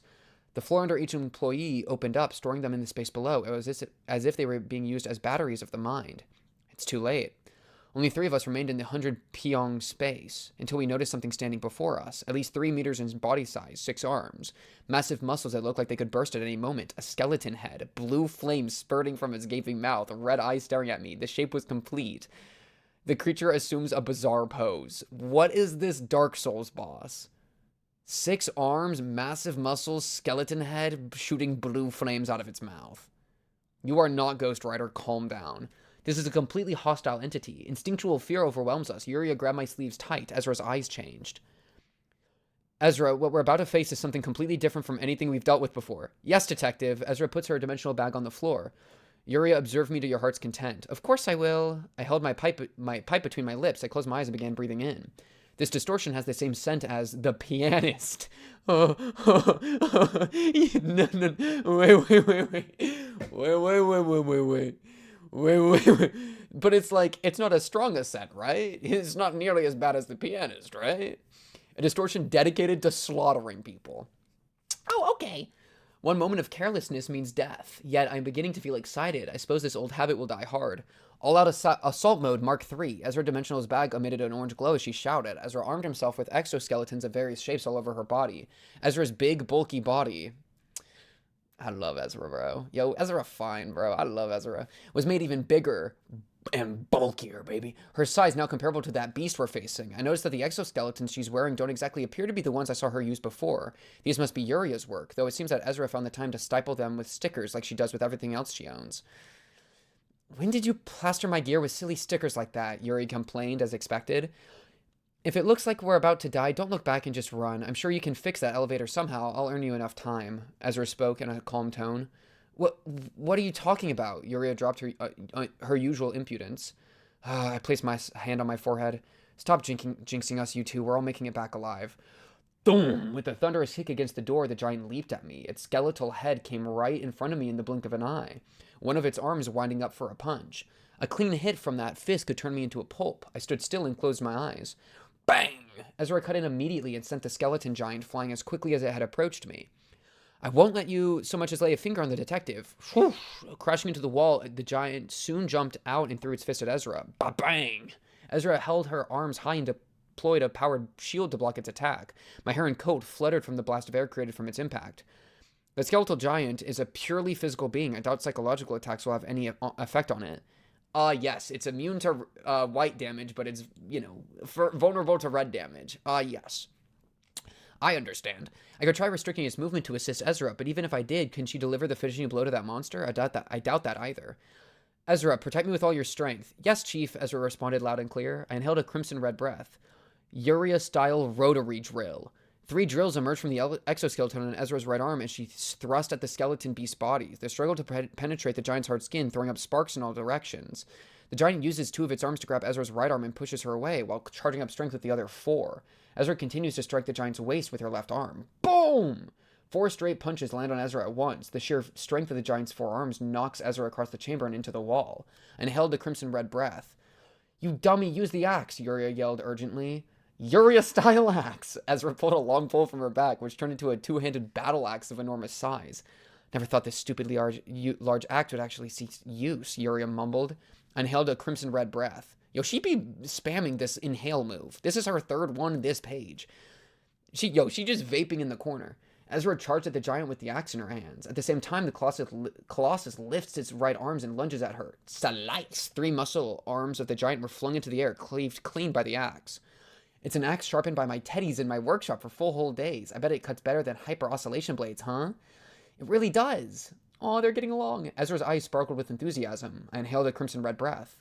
Watch out, YuRia gave Ezra a warning. Zoom, shunk. The cleaved right arms morphed into sharp stakes and wedged into Ezra's flesh. Oh! Ezra swings her axe up, chopping off the arm stake still stuck in her body. Ezra then proceeded to kick the giant right away, and swung her axe at the giant's body this time. Clang. Ezra, the edge is all worn down now. Ezra threw the frayed axe onto the ground. I inhaled a crimson red breath. Yo, what are we doing with this crimson red breath, bro? We've been charging that for this forever, bro. Ezra, wait, am I confused about something? Okay, I don't think so.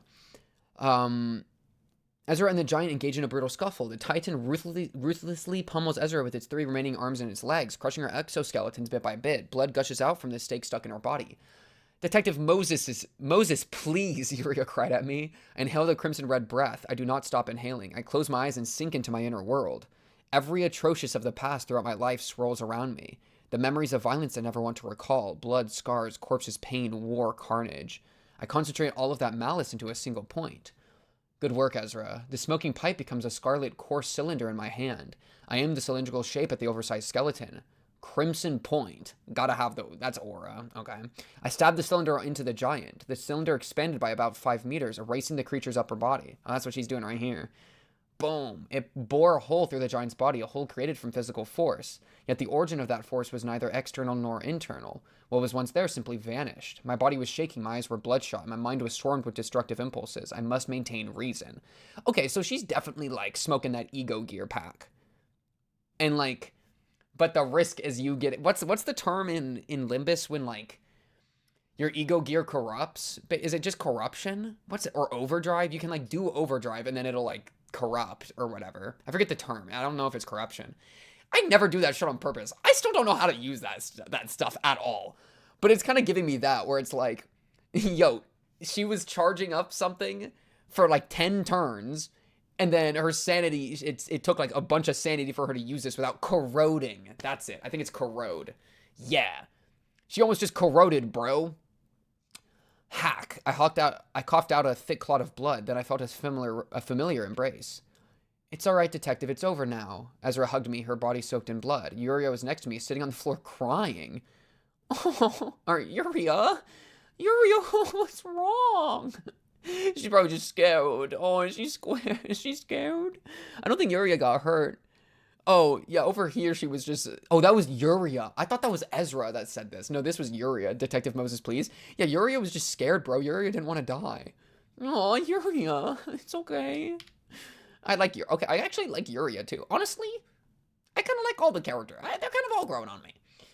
YuRia's next to me, sitting on the floor crying, and I could come back to myself. You all did well. I stood back up and adjusted my coat. It's about time we figured out just what's going on in this damned company. I put my pipe in my mouth. Oh my goodness, she's adorable! Oh my goodness! Oh, and she's 21! Oh my goodness, I want to give her a hug! I love her! Oh, it's YuRia! Age 21, gender female, affiliation, question mark, grade master, 5'7", having tea parties with her teddy bears is what she claims, though they essentially appear to be brainstorming sessions for weapon ideas. Specialties, crafting quality equipment at high speed. Birthday July 15th. Likes teddy bears. Bitter brewed coffee. Collecting unique adhesive plasters. Band-aids. Dislikes things that get in her way. Cherry cupcakes. Coffee with syrup or sugar. Yo, oh my goodness. I have a crush on her, bro. She's adorable, bro. Aww. I was feeling some Ezra energy. I was like, damn, Ezra kind of fine. But YuRia's adorable, bro. I love her. Aww. Aww. Oh, it's you, Hee-joon. Which, by the way, I'm like 99% sure this isn't the guy from Runa, like I was saying last time I recorded. Oh yeah, not at all. None of this has to do with any of that. I think the name was just similar and threw me off. But anyways, age 37, gender male. 7 association, grade 2 fix it. Grade 2, wow.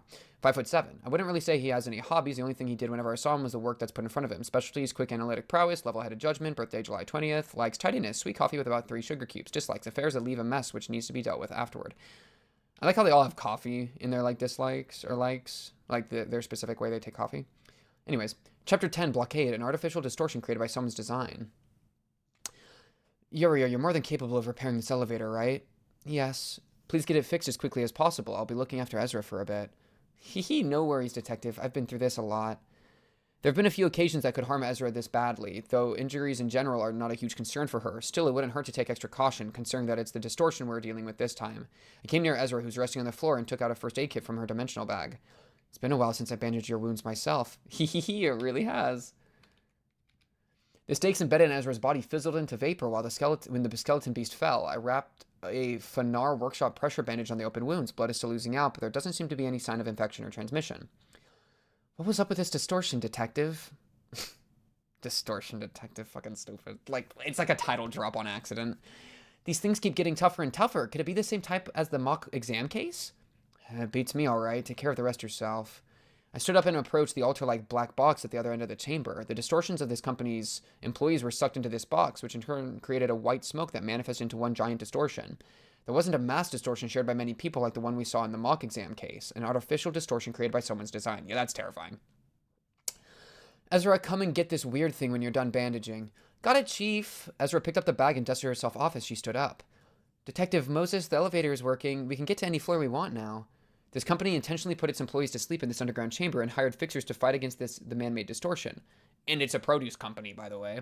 What are they planning to do with it? Develop it into a weapon? If they could manage to control the distortion through technical methods, they'd shake up the balance of power for sure. But how exactly? How is it possible to quantitatively measure and manipulate the human mind through a device or two? The technology that could achieve such a feat would be nothing short of a singularity. It's not an advancement that some obscure company in the backstreets can make on its own. Something is up with this company. Let's head to the 8th floor. Understood. We're heading up. Ezra hurriedly hopped into the elevator. That strange box, fortunately, seems to fit into her dimensional bag somehow. Sionbei, are you feeling alright? Silence ensued. Ezra Sionbei. Oh, that's like her actual name? Wait, what? Wait, me? I'm your Sionbei? Ezra exclaimed with surprise. Since we're both assistants of Detective Moses's, and you're my... Oh, does that word means like above? You're my senior here. I'm calling you Sionbei from here on out. Okay. Oh, that's cute. They're getting along better. But yeah, okay. That's cute. Are you feeling alright? Aww. YuRia finally seems to acknowledge Ezra. Oh my gosh, Detective, she must be distorted. Let's save the friendly jokes when we get back to our office. We're almost at the 8th floor now. Ding dong. We were met with a strong scent of blood when the elevator doors opened. The smell of fresh blood, in fact. The office was overgrown with green vines bearing countless red fruits on the ceiling. My eyes traced along the stems of the vines, starting from their tips on the ceiling. They led back to the agape mouths of this company's employees. None of them were alive. Okay. The people turned into trees. Yo, just anything can be happening, bro. I feel like this is kind of like a Lobotomy Corp. This reminds me of Lobotomy Corp. I don't remember people turning into trees. I remember with the, one of the bird distortions. I think it's Judgment Bird. Or maybe it's when Apocalypse Bird. That whenever it, like, kill people, they would all, like, kind of, like, immediately, like, something would grow next to them and they would, like, hang themselves. If I'm thinking of the right thing.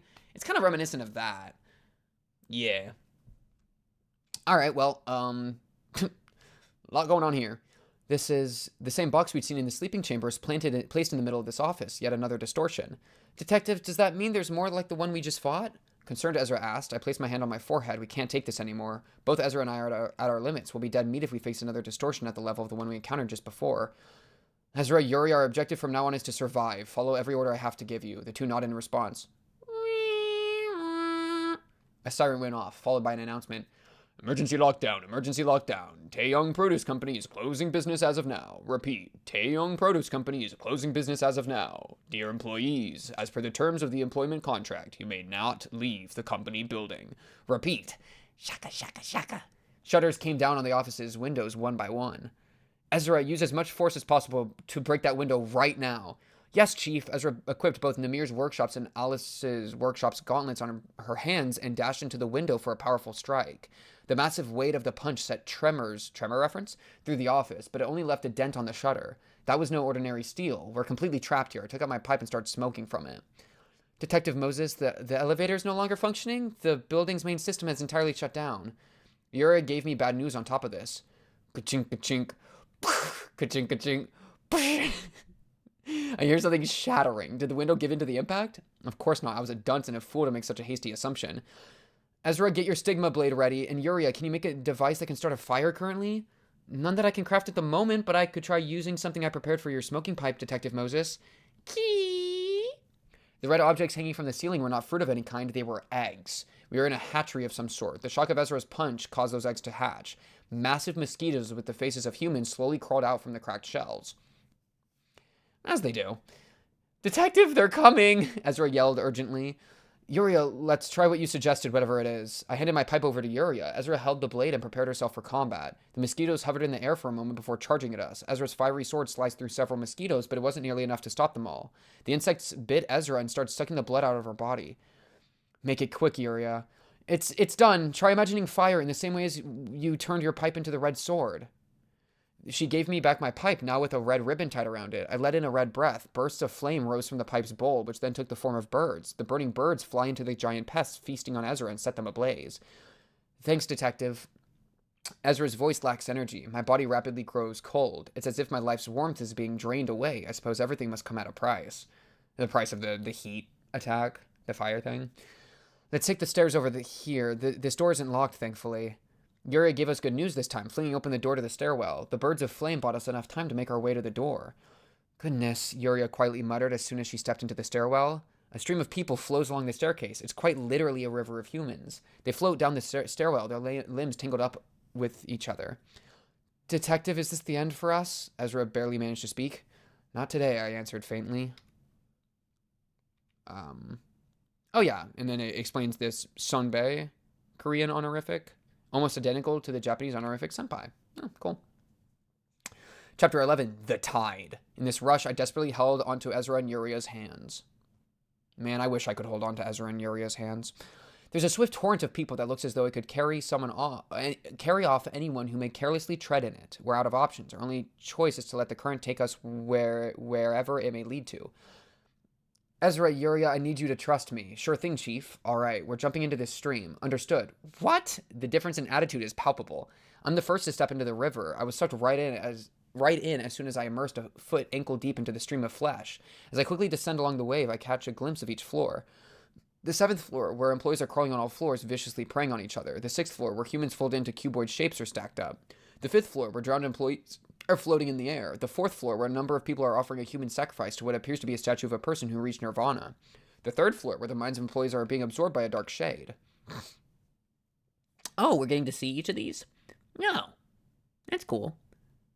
Oh, wait, so the river of flesh, is literally a river of flesh? Oh, it's not like a bunch of people running, it's not like a, oh. Oh, so when you say swift torrent of people, are they actually red goop people, or is it just a bunch of people trying to get down the stairs? I thought it was just people until this shot. In the turbulent tide of humans tangled with one another, it kind of sounds like that, yeah? My consciousness slowly fades. The boundary of consciousness is collapsing. Oh, no, this sounds like distortion now. People's distortions join each other in a large flow, entering the underground floors. I'm confident that I can keep a firm grip on my sanity, but can Ezra and YuRia retain themselves in this current just the same? My worries soon erode into fragments and drift along the stream. Reminiscences of the past swell up in my mind, memories of my past missions, companions I couldn't protect. My incompetence that drove them to their demise. It's all as if my regret and longing is being stirred up. The emotions become one with the flood and float away. In this rush, I desperately held onto Ezra and YuRia's hands.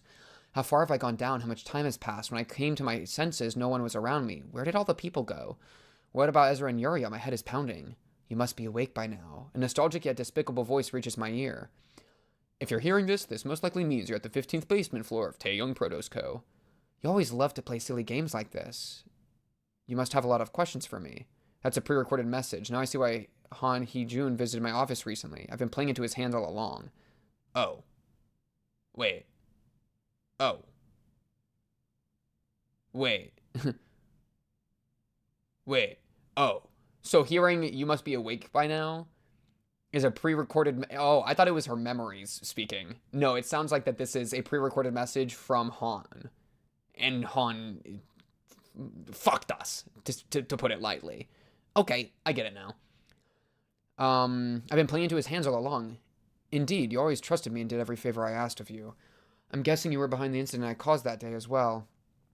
This is not the time for that, though. We have more important questions to address. Why did I leave a message here to talk with you? What happened to your adorable assistants? How was I able to use the distortion to my advantage? I won't let your cunning words sway me anymore, you sly serpent. It's my business to take care of my partners, and I decide my own path. Sure you do. I'm just trying to give you a small heads up. All the anomalies that occurred in this company, they were set up for one reason. I wanted to let you know that I found a clue about the distortion you're chasing after. As you've seen here, I can now harness the distortion to an extent. Moses, doesn't this give you a glimmer of hope that you may finally repent for what you did? Here we go. Now this isn't side plot. This is some main plot action. This is what we're talking about, man. This is what I was hungry for. You know, I was already about to go meet you anyway. There was no need to pull this nonsense on us. But if I didn't go to such lengths, at the very minimum, your hatred toward me wouldn't have carried much weight at all now, would it? What a paltry concern. I'm carefully preserving all my wrath just for you. Why don't you prepare a silver platter in the meantime so I can put your head on it? Sir, click. You must be awake by now, if you're hearing this. Loops. That son of a bitch, he knows how to mess with me too well. I must focus on finding Ezra and YurRia for now. Flick, fluorescent lights lamp up the underground space. This was the 15th basement floor. It's entirely surrounded by pure white surfaces. And Ezra is standing idly in the middle of it. Oh no, is she okay? Ezra. I took out my smoking pipe and put it in my mouth, and I placed my hand on my forehead. It looks like Ezra's distortion is still within my ability to solve. She seems so tiny and powerless, standing on the opposite side of the room with her head bowed. Detective, I couldn't protect her. This is just like back then. I trusted you, detective. YuRia was laid still at Ezra's feet, unconscious. Though I still believe in you, actually. YuRia's red ribbon is still tied on to my smoking pipe. I quietly tasted the smoke as I looked up to the ceiling. Large antlers resembling those of a stag had grown on Ezra's head. Through my eyes, Ezra has always worn a mask on her face, though I could never quite tell whether that mask was a true expression of her feelings. But this time, numerous masks are plastered all over her body. The river of distortions got her in the end. I suppose solving the distortion of my precious sidekick is one case I can work on free of charge. Ooh, that's a good line. Oh, that's sweet. Oh, that's good. Because it's using the continual bit of like them getting payment and like negotiating payment. And it's like using that for like a really sweet reason. Aww. I let in a violet breath. Chapter 12, Masks. Let's dance, Ezra. Oh, Ezra. Ezra, what's going on? Wait, my sweet little Ez. My sweet little Rah. Ezra, a diligent child who has little faith in herself. Ezra wore a different mask every day. Yo, this reminds me of the what's it called? It's the abnormality, today's expression, with the 5 faces. It's in Runa and it's in Lobotomy Corp. Yo, low-key, and it was goated in both, okay? Anyways, I could only read the expression of the mask covering her face. I don't know what her true expression beneath the mask may be, but I decide to accept what's shown on Ezra's mask as her expression. I never bothered to forcefully resolve her distortion until now. This time it's different. She's on the verge of losing herself, swept away by others' distortions. Her entire body is covered in the masks of many others as proof of her perilous state. Ezra prepares a mask for each person she confronts. Ezra prepares an emotion for each mask she wears. I can only begin to fathom the storm raging in her mind. Dang. That sounds exhausting, to be doing that.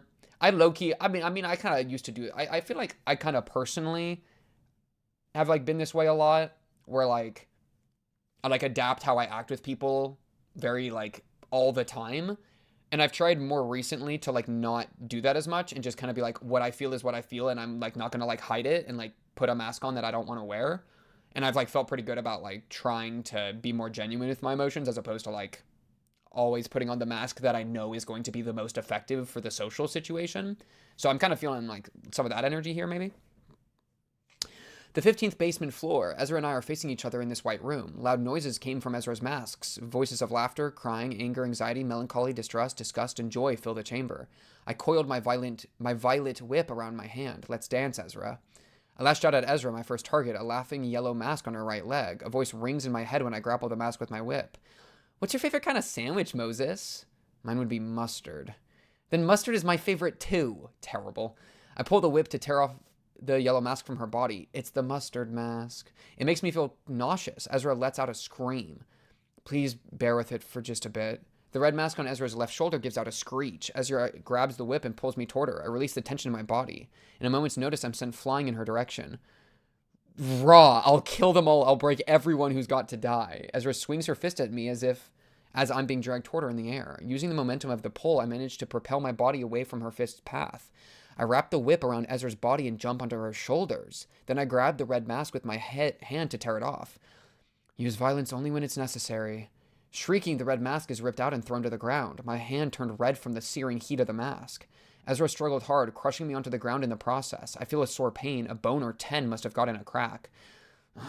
It cost me a fortune to get my back fixed. Yo, Moses, we cannot be talking about how old you are right now. I confronted Ezra's masks and tore them off one by one. With every mask I removed from her, a burst of Ezra's emotions came forth. An ice-cold mask, a mask that eats away the mind, a mask with rusted nails hammered into it. Nails? Wait a second, is that a Cromer reference? Shout out my favorite bleed build.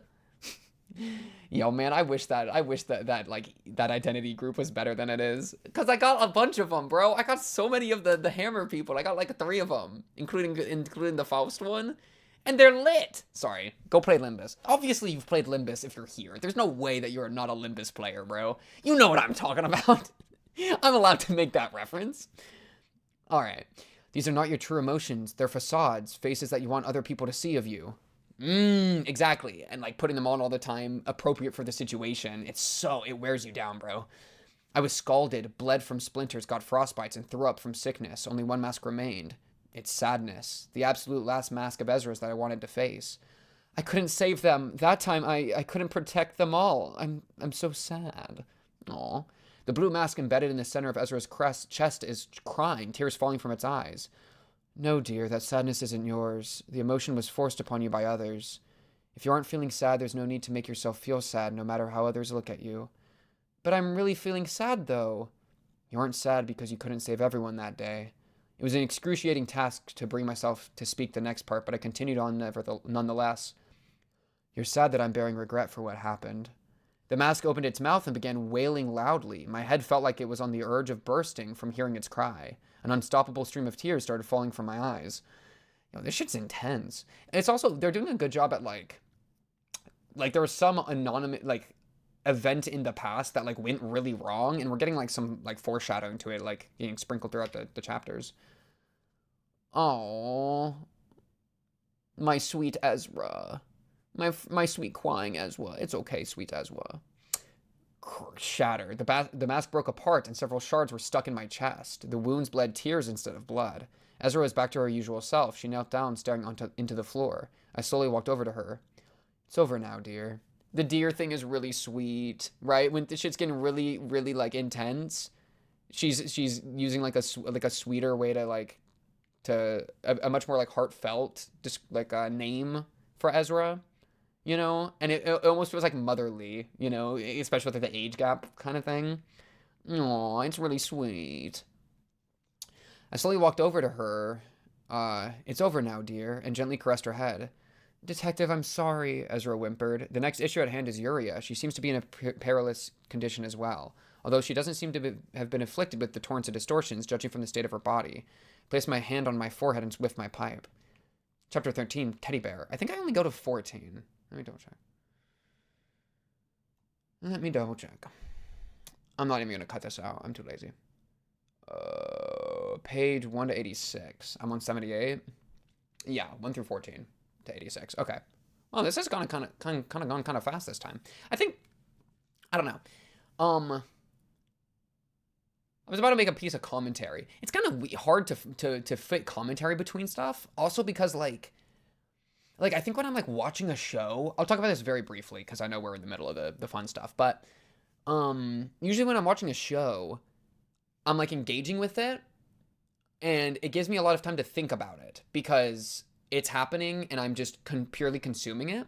But when I'm reading something out loud, I have to, like, focus on reading and, like, saying the words properly and following what's happening. And so there's not really space in my brain for me to, like actually come up with commentary, I feel like, as opposed to like a show or even like a VN whenever, because they get to voice act in a VN and I can kind of pause when I want, which I guess I can do here, but especially with them voice acting in VN sometimes, it's really easy to like to kind of be able to like take a break from having to be like participating in making the media happen and just being able to analyze it, like take that step back.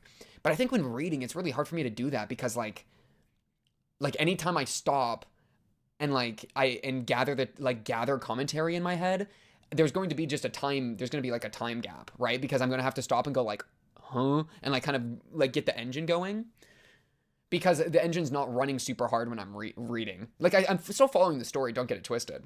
But like, yeah, I think that's something I'm noticing about doing a read through. Yeah. Anyways, it's still kind of fun to do a read through though. I feel like, well, I'll say that I feel like I don't mind the read through thing too much. Because like I kind of thought I would hate it when I first did it, but I think I like it as long as I don't do it in like bigger than like an hour and a half chunk, because after that, like I hit a point of burnout. But anyways, enough about me. Let's talk about the teddy bear. Chapter 13, Teddy Bear. I want to see the same scenery as you do. Well, I can maybe talk about this chapter. Maybe I can use a chapter break to like talk about it more. I don't know. I mean, this was just sweet. I almost wish it was longer. I feel like we like this is like seeing Ezra distorting is really scary and sad because I love Ezra. And we got like a nice thing, like a nice idea of like putting on masks for like situations and stuff. And then we got a little bit of like cool foreshadowing or like ominous energy around like the sadness one. But man, like, you know, it's kind of tore them off one by one. I was like ready to get into some Ezra business, man. Though I don't know. I think it's fine. This was a good scene though. I did like it. And yeah, I don't know. Anyways, let me just continue with 13. There's little I know about YuRia as a person. This child and I have one thing in common, however. I do not see any distortion from YuRia. YuRia was lying on the floor with her eyes closed. I opened her eyelid to check if the pupil responds. This isn't an ordinary coma. Her self has been detached. I've seen this kind of condition before. The body is alive, but the mind is dead. Thankfully, her brain is still functional. There's still a chance. Ezra, bring me a scalpel sterilized. I need one that can cut through bone. Roger, you're going to perform the operation I'm thinking of, right? I'll take out the stasis preservation cube in that case. Yes, we're extracting her brain. I pulled a pair of sterile gloves out of the inner pocket of my coat and snapped them on. Are you guys insane? A small noise tickles my ears. It's YuRia's voice. Over here, I'm here. Ah, detective, the teddy's moving. The teddy bear strapped to YuRia's waist was wiggling its body. Oh my god. Ladies, could you please keep my brain inside my head and release me from this belt while you're at it? Okie dokie. What have we got ourselves into this time? It appears that YuRia's consciousness has carried over to that doll somehow. I fixed my sight upon the small plush, dusting itself down as I smoked from my pipe. We were really about to just rip her brain out, dude. Now she's a teddy bear. Oh my god, what is happening? Well, we're still taking her body to go, all right? You're not living as a teddy bear for the rest of time. Unless you really want to. I mean, low-key, you might be into this. Oh, but you had such a cute body. Not like in a weird way, but like, I really liked your design. I think you're adorable. You look so sweet and so fun. I don't want to, like, lose that. You're just a little teddy bear now? We'll see. We'll see. Bruh. Aww. Ezra, look how cute Ezra is, too. I've never experienced this kind of stuff before, although I do have a guess. The teddy bear crossed its arms. Ezra looked flustered by the sight. This teddy bear is the same type of object as your pipe. In other words, it belongs to me and me alone. You can tell this much, right? Which means it's something that responds to your emotions. That's right. When I was being swept away by that gross tide, it felt like the thoughts of other people were invading my head. I wanted to run from those thoughts by any means. That's when my teddies surrounded me and kept me safe. In summary, an act of bizarre force transferred your mind from your body into that teddy bear. That looks to be the case. After all, these tools of ours resonate with our emotions. So do you know how to come back? Nope. You're admitting it quite boldly. Isn't this exciting, rather? We're opening a new horizon. This phenomenon is worth analyzing further. We'll have a lot to talk about when we head back. As she says, there will be much to discuss with each other now. If we can get back, that is. Ezra, carry YuRia's body. Facts. Putting a person in a dimensional bag could have unforeseen consequences. Bag of holding type beat. In D&D, if there's only limited air in a bag of holding. That's why you don't want to put people in bags of holding. They'll suffocate. Yeah, that's your D&D tidbit fun fact for the day. Got it. Ezra lifted YuRia's lifeless body and took it under her arm. Please handle it carefully, Sionbei. Yup. YuRia, would you like to get inside a pocket? I feel like that's what I think Moses is saying that, but it sounds like something Ezra would say. Please put me on your shoulder, Detective Moses. I want to see the same scenery as you do. I put my hand to my forehead and whiffed my pipe. Who could have known that I'd be doing something like this in my life? I bent down to pick up the teddy bear and placed it on my left shoulder. Oh my gosh, Detective, that looks so good on you. Ezra hopped in excitement. That won't help her heal her wounds. Since both of you are safe and sound now, albeit in different shapes, let's figure out how to escape this underground warehouse. Got it. Understood. It'll take some time to get used to someone speaking right in my ear. Knowing where the river of distortions disappeared to would provide a crucial clue for the way out. There's no exit or drain to be found in this white room. I carefully felt around the wall and knocked on it. Okay, well, it is notable that, like, I kind of think that anybody who's manifested ego gear, and I think that's what's happened with YuRia and with Moses, that Moses manifested a pipe somehow and YuRia manifested her teddy bear. I imagine that those people are immune to distorting because they've already kind of locked in, you know? And that's, because it kind of feels like distortion or ego. That's like the razor's line you dance. And both the people that have no signs of distortion seem to have ego gear, based on what I can tell. So that's like the thing to pull away, right, from that. Which means that if they saw like Jabura walking around with like ego gear and shit, then like obviously like they wouldn't be locked in, or like or Jabura wouldn't be distorting, or like if they saw a better example would just be Virgilius, right? Because Virgilius manifested his ship in Leviathan. I hope you read Leviathan. If not, I just spoiled the fuck out of you. Read Leviathan first. That's your fault if you haven't read Leviathan. I'm not even taking blame for that. Honestly, bro. Listen, this is a post-Leviathan read-through. I'm pretty sure I said that at the beginning. Anyways. Where am I? It'll take some time to get used to someone. I already said that. Knowing where the river of distortions disappeared to would provide a crucial clue for the way out. There's no exit or drain to be found in this white room. I carefully felt around the wall and knocked on it. The wall seems to be made with a material that feels like glass panes used in laboratories. Figures. Hey, I know you're watching us from behind that wall, pal. I believe it's time you explained what's going on here. I hear someone clapping. Detective, behind you, Ezra shouted. The walls turned translucent, revealing a dark silhouette standing behind it. Excellent, Moses. You managed to reach this place in one piece, and you ultimately drove us into this corner. You are a capable person, I will admit. You even saved your colleagues and kept yourself alive on top of that. Thanks to you, our company has effectively gone bankrupt. What is a produce company in the backstreets doing meddling with creatures? Was it a secret weapon supplier in disguise? It's a humble company with dreams, that's all. Tae-young Produce Corporation was an ambitious firm that aimed to become a wing. It's true that there's a vacant spot in the ranks of the wings ever since L-Corp in the South fell. It's still a huge dream to have, though, I must say, YuRia pointed out. One should dream big, as they say, though a remarkably difficult and taxing process. We acquired a lead on Lobotomy Corp's singularity, and after paying a great price, about Fallen, the so-called eco-friendly energy. Fallen? Distortion and energy, a combination I couldn't have possibly imagined. And they mentioned Lobotomy Corporation, a former wing, out of the blue. What is this person talking about?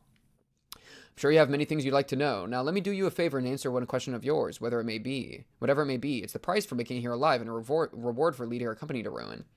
Really? I mean, okay, it's weird that, like they didn't just kill them. It felt like they were in an opportunity to, like, just kind of stab Moses in the neck and face, and then Moses dead, and then the other two dead. And so there's, like, some degree of, like, letting them get away going on. Yeah. And I'm not surprised based off of, like, Han. Han seems to be doing his own thing and, like, making like, trying to figure out this distortion thing in, like, a deeper way, which would give you a reason to, like, not kill these people necessarily. Anyways. Huff, my head is pounding, my body is about to crumble, my broken ribs ache, my burnt hand stings, my left cheek is freezing, the blood leaking from my chest is losing warmth. So many things happening to us today. Ezra stands next to me, carrying YurRia's body. She seemed to be barely holding onto her consciousness. She's bled so badly that a puddle of blood was formed beneath her feet. Usually I would have asked who they are, where they brought that odd box from, and what exactly has happened in this company. However, I don't have time for any more of your horseshit and conspiracies. All we want is to leave this place and rest. I'm not interested in anything else right now. Are you sure you're going to be okay with that? Opportunities like this won't come often. I am. I answered as I puffed smoke from the pipe. That's a shame, but if you insist. Zing! The walls of the white room split apart to reveal an elevator. You can use the lift back there. There's no tricks or traps placed there to harm you, so fret not. If killing you all was our goal, you would have been dead meat far before you could get here. Literally what I just said. I can't be bothered to tell if they're speaking the truth. Let's go, Ezra. Yes, Chief. We took the elevator. This hellish day is coming to an end at last. I want to get back to my home immediately, get treated, and lie down. I'm sure Ezra shares my sentiment, and I have many things to discuss with YurRia. I imagine there'll be tons of things to clear up once we head back. The elevator's doors are closing. The silhouetted person muttered in the back. I've lost. Are they talking to themselves? Who is that person talking to? DS. I've lost. YurRia. DS. As soon as I hear that word, my eyes open wide. Blood and rage rush to my head. I must ask that bastard what they meant when they spoke that word. The doors aren't completely shut yet. My body acts before rationality could have a say. I sprang for them. Detective Moses, what's wrong? YurRia jumped down from my shoulder. Right as YurRia landed on the floor, Ezra stood in my way and harshly blocked me as if she were preparing for this. And she struck me on the back of my neck. Sorry, Detective. We've got to live first. I fainted, collapsing into Ezra's embrace. Hello? Maybe DS is like the name of something that has to do with the Moses backstory? DS person? Question mark? I'm imagining that has to do with the backstory and like the regrets that Moses has been feeling, especially like from the red pipe, like the things she was thinking about, or like the crimson stuff, the crimson inhale. So I think this is maybe a name, DS. Or maybe this is like part of a name. And I mean, this kind of reaction where she literally, it's like, I'm going to rip your throat out right now type beat. That's the type thing you do when you're really mad, right? And so I imagine it's just connected to the regrets that she and Ezra have been like dealing with in their own way. Ezra from like the crying mask, you know? Yeah. Good move. Hey, good move from Ezra though to do a quick little chop, save you. That's good tech. I am so accepting of that kind of technique, all right? This ain't the first time I've seen this technique used to great effect. I'm not going to tell you if you know for the other one, all right? Chapter 14. I fainted, collapsing to Ezra's embrace. Chapter 14. Psychoment. This could be, I think, probably just a... Wait. Oh, 86. I had an 84 in my head for some reason, so I got confused. Okay, now. Chapter 14, Psychoment. YuRia, know that I'm going to sincerely and thoroughly exploit you from this moment onward. Okay. You shouldn't have stopped me. I snapped at Ezra with my pipe in my mouth. The two of us are facing each other, sitting at the table in our office. But there was no reason to risk your life for info about that person, Detective. You'll be leaving to see her in 2 weeks anyway. As Ezra yelled back at me in an emotional voice as if she was about to break into tears.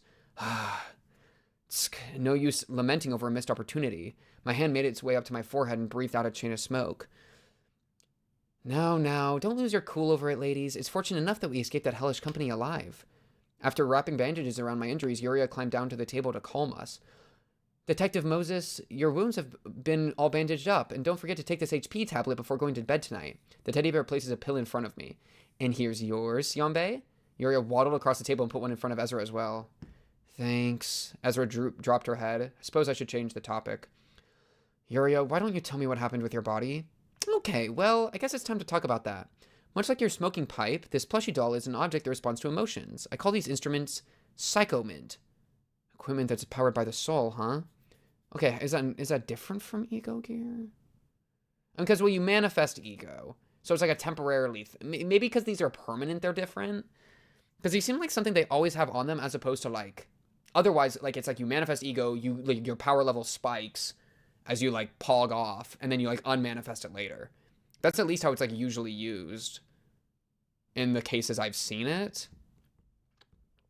And so it's, I think it still seems very similar to me. So a Psychoment in my mind right now is just like a permanently manifested piece of ego gear, basically. That's pretty much what I'm thinking. Equipment that's powered by the soul, like, you know. That's the gist of it. I know it's silly that a workshop meister is talking about souls and spirituality when my job is all about technology, but those are the facts. After seeing you battle that monstrous giant in the underground warehouse of Tae-young Protos Co. and having myself transferred to this teddy bear Psychoment, I've become sure of this. What was that ribbon you tied to my smoking pipe? I never created flaming birds with my pipe before. That's an experimental work of mine. I tried decorating your Psychoment a little. Simply put, Psychoment holds more potential than any other piece of equipment that has existed up to now. Can you believe that someone could manifest personalized gear just by having strong determination or feeling? If Psychoment became more accessible to the city's denizens, it would shift the ecology of the city and its workshops. I'm focusing on enhancing the Psychoment by sculpting and decorating them. One type of Psychoment are tools or objects materialized from emotions that can be directly used, such as your smoking pipe. Another type is remote-controlled Psychoment, such as mine. Then again, I've only seen 5 Psychoments so far. Since I've gotten to see only a few, much of it is still a mystery to me.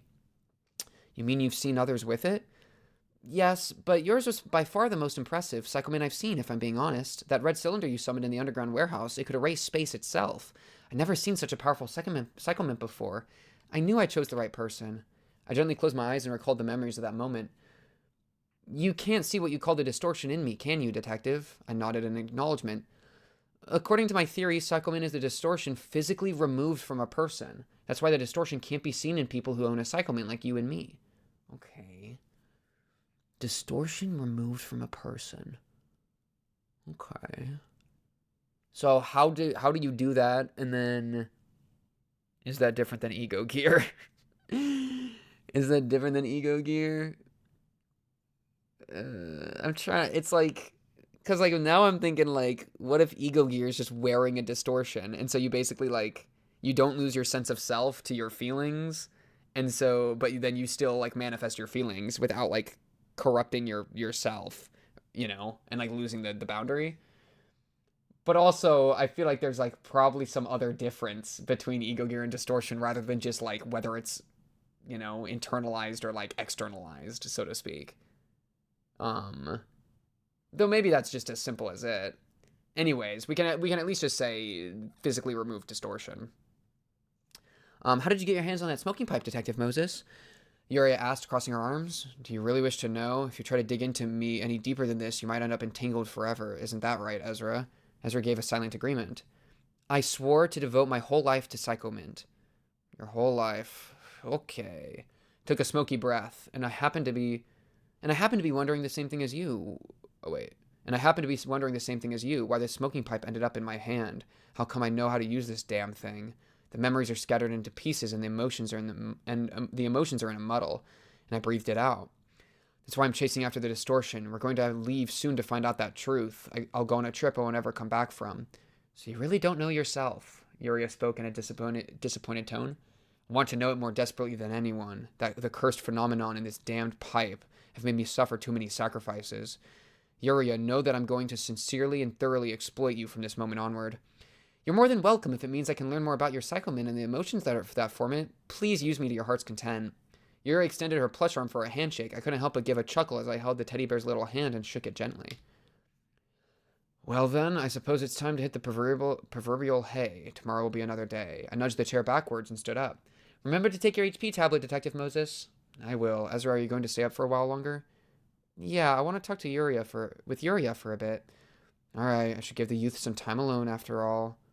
Some alone time together after all. I'll go to bed first then. Ezra lightly nodded at me. Good night, Detective.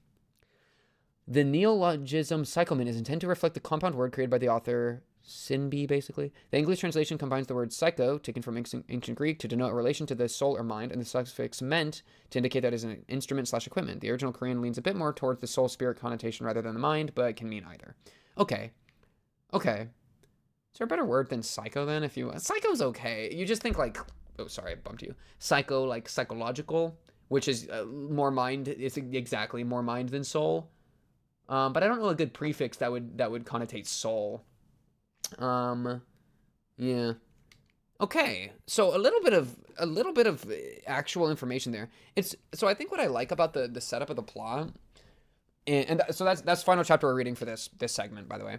So I'll say that. All right. If that's all you're here for, then I'll see you next time. But to talk about this just a little bit, I like that what we're setting up. There's the question of distortions, question of Psychoment, right? And that question has a lot of meaning for like the world, which is something that anybody reading this is probably already going to be like well accustomed to. And so having an understanding of like I'm interested in Psychoment stuff because I agree that it could like change how the city functions and could be like really interesting in that way, right? And so just part of like the world building, it really matters. But on top of that, it also matters because the more that we learn about Psychoment/distortion is also the more we learn about Moses and the more that Moses learns about Moses.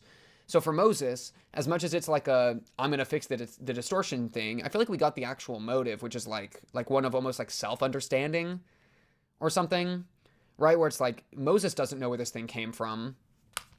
And it's without a doubt connected to distortions, you know? And man, I mean, with the box thing that we saw in the corporation, the Protos company just now, I mean, the box thing is literally an example of technology being used to move distortions and like shape them, right? Into like a new being, right? Like rip it out of 100 people and shape it into one, which probably made it a lot more powerful. Which is funny that like the pianist was really he was one guy, right? And bro was just so built different that his distortion was crazy style. I mean, you want to talk about a crazy style of distortion? Let's talk about Philip, okay? Like, jeez, man. Point being though, that the box is an example of like technologizing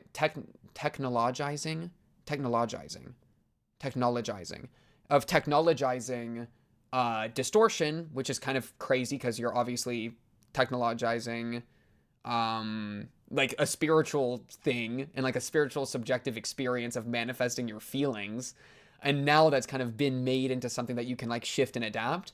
And then so we've seen that, and so the idea of it being able to be shifted and adapted into like an object external to you is much the same, right? That like in the same way that it was like brought out of all those people and put into one thing, here it seems to have been brought out of a person and shaped into something. We just don't know how that's happened. And I mean, it's happened with two individuals who are both like pretty cool. One turned into her teddy bear, right? and then Moses got the pipe, and neither seems to really understand how it happened.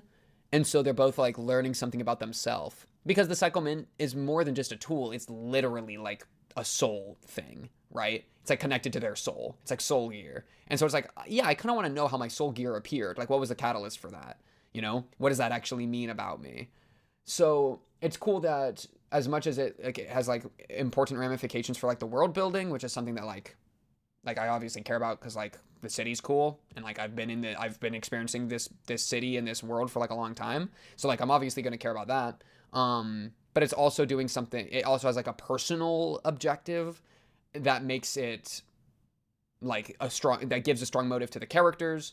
And then also like that's interesting as well because now I've grown to like care about these characters, right? It's really only the three, but that's kind of just been the three, right? And so I care about these three characters, and for at least two of them, this is very important for them understanding themselves. And then my girl Ezra is just along for the ride, bro. Shout out my girl Ezra. So yeah, I think that's a cool structure. And I feel like now I have an idea of what the story's like trying to do more. Where I think like after the school thing, I kind of was like under the impression of like, oh, I hope we don't just get stuck doing a bunch of, and I was even saying it earlier, I hope we don't get stuck doing like a bunch of side quests, you know? Like I want to know what we're building up to so I can kind of like already get on that track. Yeah. And so I feel like we've gotten that better now, which is cool. Though there's still like a lot to be like figured out about what, like, I feel like I'm still like, I kind of want to know what distorting even is, you know? I talked about it a lot during Leviathan. And I feel like I was like getting some pieces of something, but it's really hard to actually lock in on, especially when there's so many different like variants now. Like there's like abnormalities, there's ego gear, there's distortions, there's psychoments, and then there's like identities with like Limbus, and then there's like the egos that like they can like temporarily do that are connected to like the different identities, you know? And those are all kind of related to the soul, the last two being like including like different potentialities through time and multiverse type shit. But it all has to do with like the soul. But it's manifesting in so many different ways. And like abnormality is also kind of a unique case because I think that's like a group. It's like a group unconsciousness thing more than it's like any individual. But there's still like a component there, like a distortion made out of 100 people in an office. Like how at one point does it become an abnormality instead? Though abnormalities are weird because they go into eggs now, which I still don't know if I like the egg thing. I think I like it more if they would like without the egg thing. The egg thing I complained about this I think during Limbus at some point. Shout out the Limbus playthrough, link in somewhere. Go check my playlists, the Project Moon playlist. Go peep that. I probably have that in the description. Hopefully I do. Go peep it. What was I trying to say? Yeah, I kind of complained about the egg thing, I remember, during Limbus, because it's like, I think it's just a weird thing that every single abnormality, with how different they all are, they share a common trait in becoming eggs. Like, that's the weird thing. I feel like what you could, if you want them to always be able to, like, respawn, because that's kind of cool, and, like, it's kind of necessary a little bit for, like, the LobCorp gameplay loop, if you want them to always be respawning, I don't think you need to explain it that much. Abnormalities are weird, all right? Who knows? And B, or they can all just like respawn in their own like their ways that have to do with the abnormality, right? Like, yeah. As opposed to all becoming eggs. I feel like that was like kind of a weird thing. But either way, the egg thing's the egg thing. And that would probably be the difference between the group distortion and the abnormality, is that the abnormality for some reason has like the egg thing going on. But yeah, and I think I'm a little bit worried that like we just gonna get lost in the sauce, right? Where it's like when we have so many, or it's almost like an impression I got. Also, what is this? Oh, that's that's the pipe. Okay, I see it now. And like the different tapes or like the ribbons. This was cute. The teddy bear thing was cute. I like YuRia. I like YurRia. I want to look at YurRia again real quick. Oh, you were so sweet and cute. I love you. I kind of like one thing. How do I say this? I think like this series, this world has a habit of like low key just doing whatever it wants because the system of how it functions can kind of just do anything it wants. Like it's kind of built for that. And I think it works really, really well with Lobotomy Corp, because Lobotomy Corp is like, we're dealing with weird, not understood abominations, right? And it's almost like an SCP feel where it's like every single thing is weird and not understood and we're trying to figure it out. And so it's kind of like part of the thrill of it.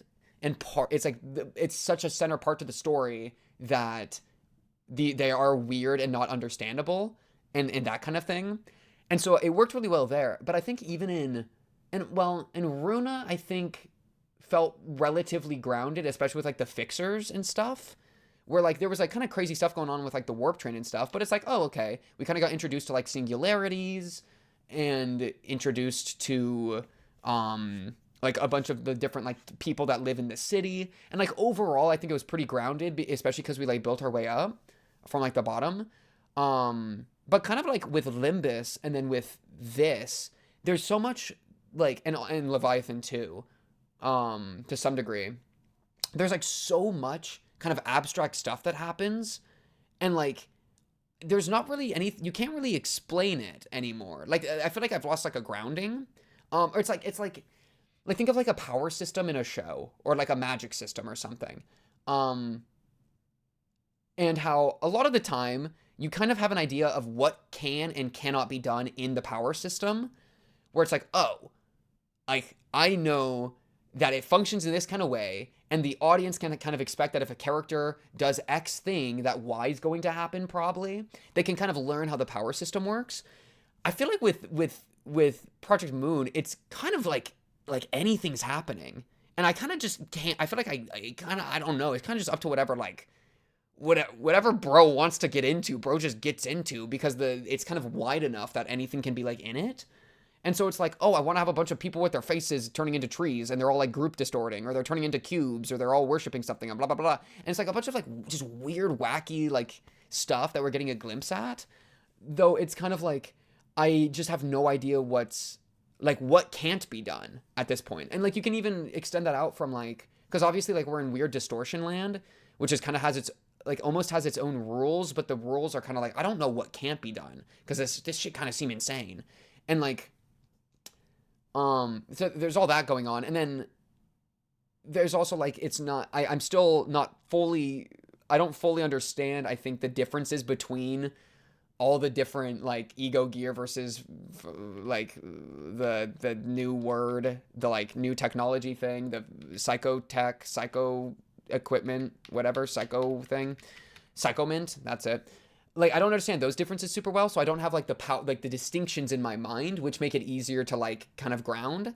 And then also like I feel like you can see it in Limbus, and this is Kanto 5 I'm about to mention because that's the latest one I've played, where like we get introduced to the lake, and the lake is just doing its own thing. Like the lake is like I don't, does anybody understand why the lake is a bunch of like patchwork sections that are just random shits happening and like wiping people out, and it's full of like parasites that are in this weird like structure that nobody understands, and like everybody dances to like the tune of like this world they don't understand. It's like, yo, nothing makes sense. Like I'm lost, and like they're lost. Like the characters are like yeah, this is insane work. Like, you know, we just have to, if we want to live on the lake, we got to figure this shit out, and we got to like live it. So it's like a weird environmental thing.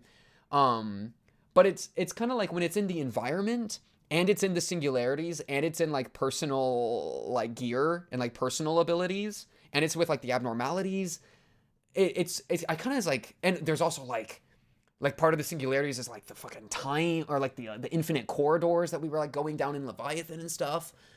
There's like, or like the warp trains. There's just so many different, crazy, high-level abstract elements flying around all the time that it's like, dude, I'm freaking lost.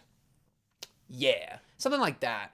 And it's, yeah. And I think it's like a minor critique I have. I think it's a minor critique of Project Moon as a whole from me, is what I'm trying to say.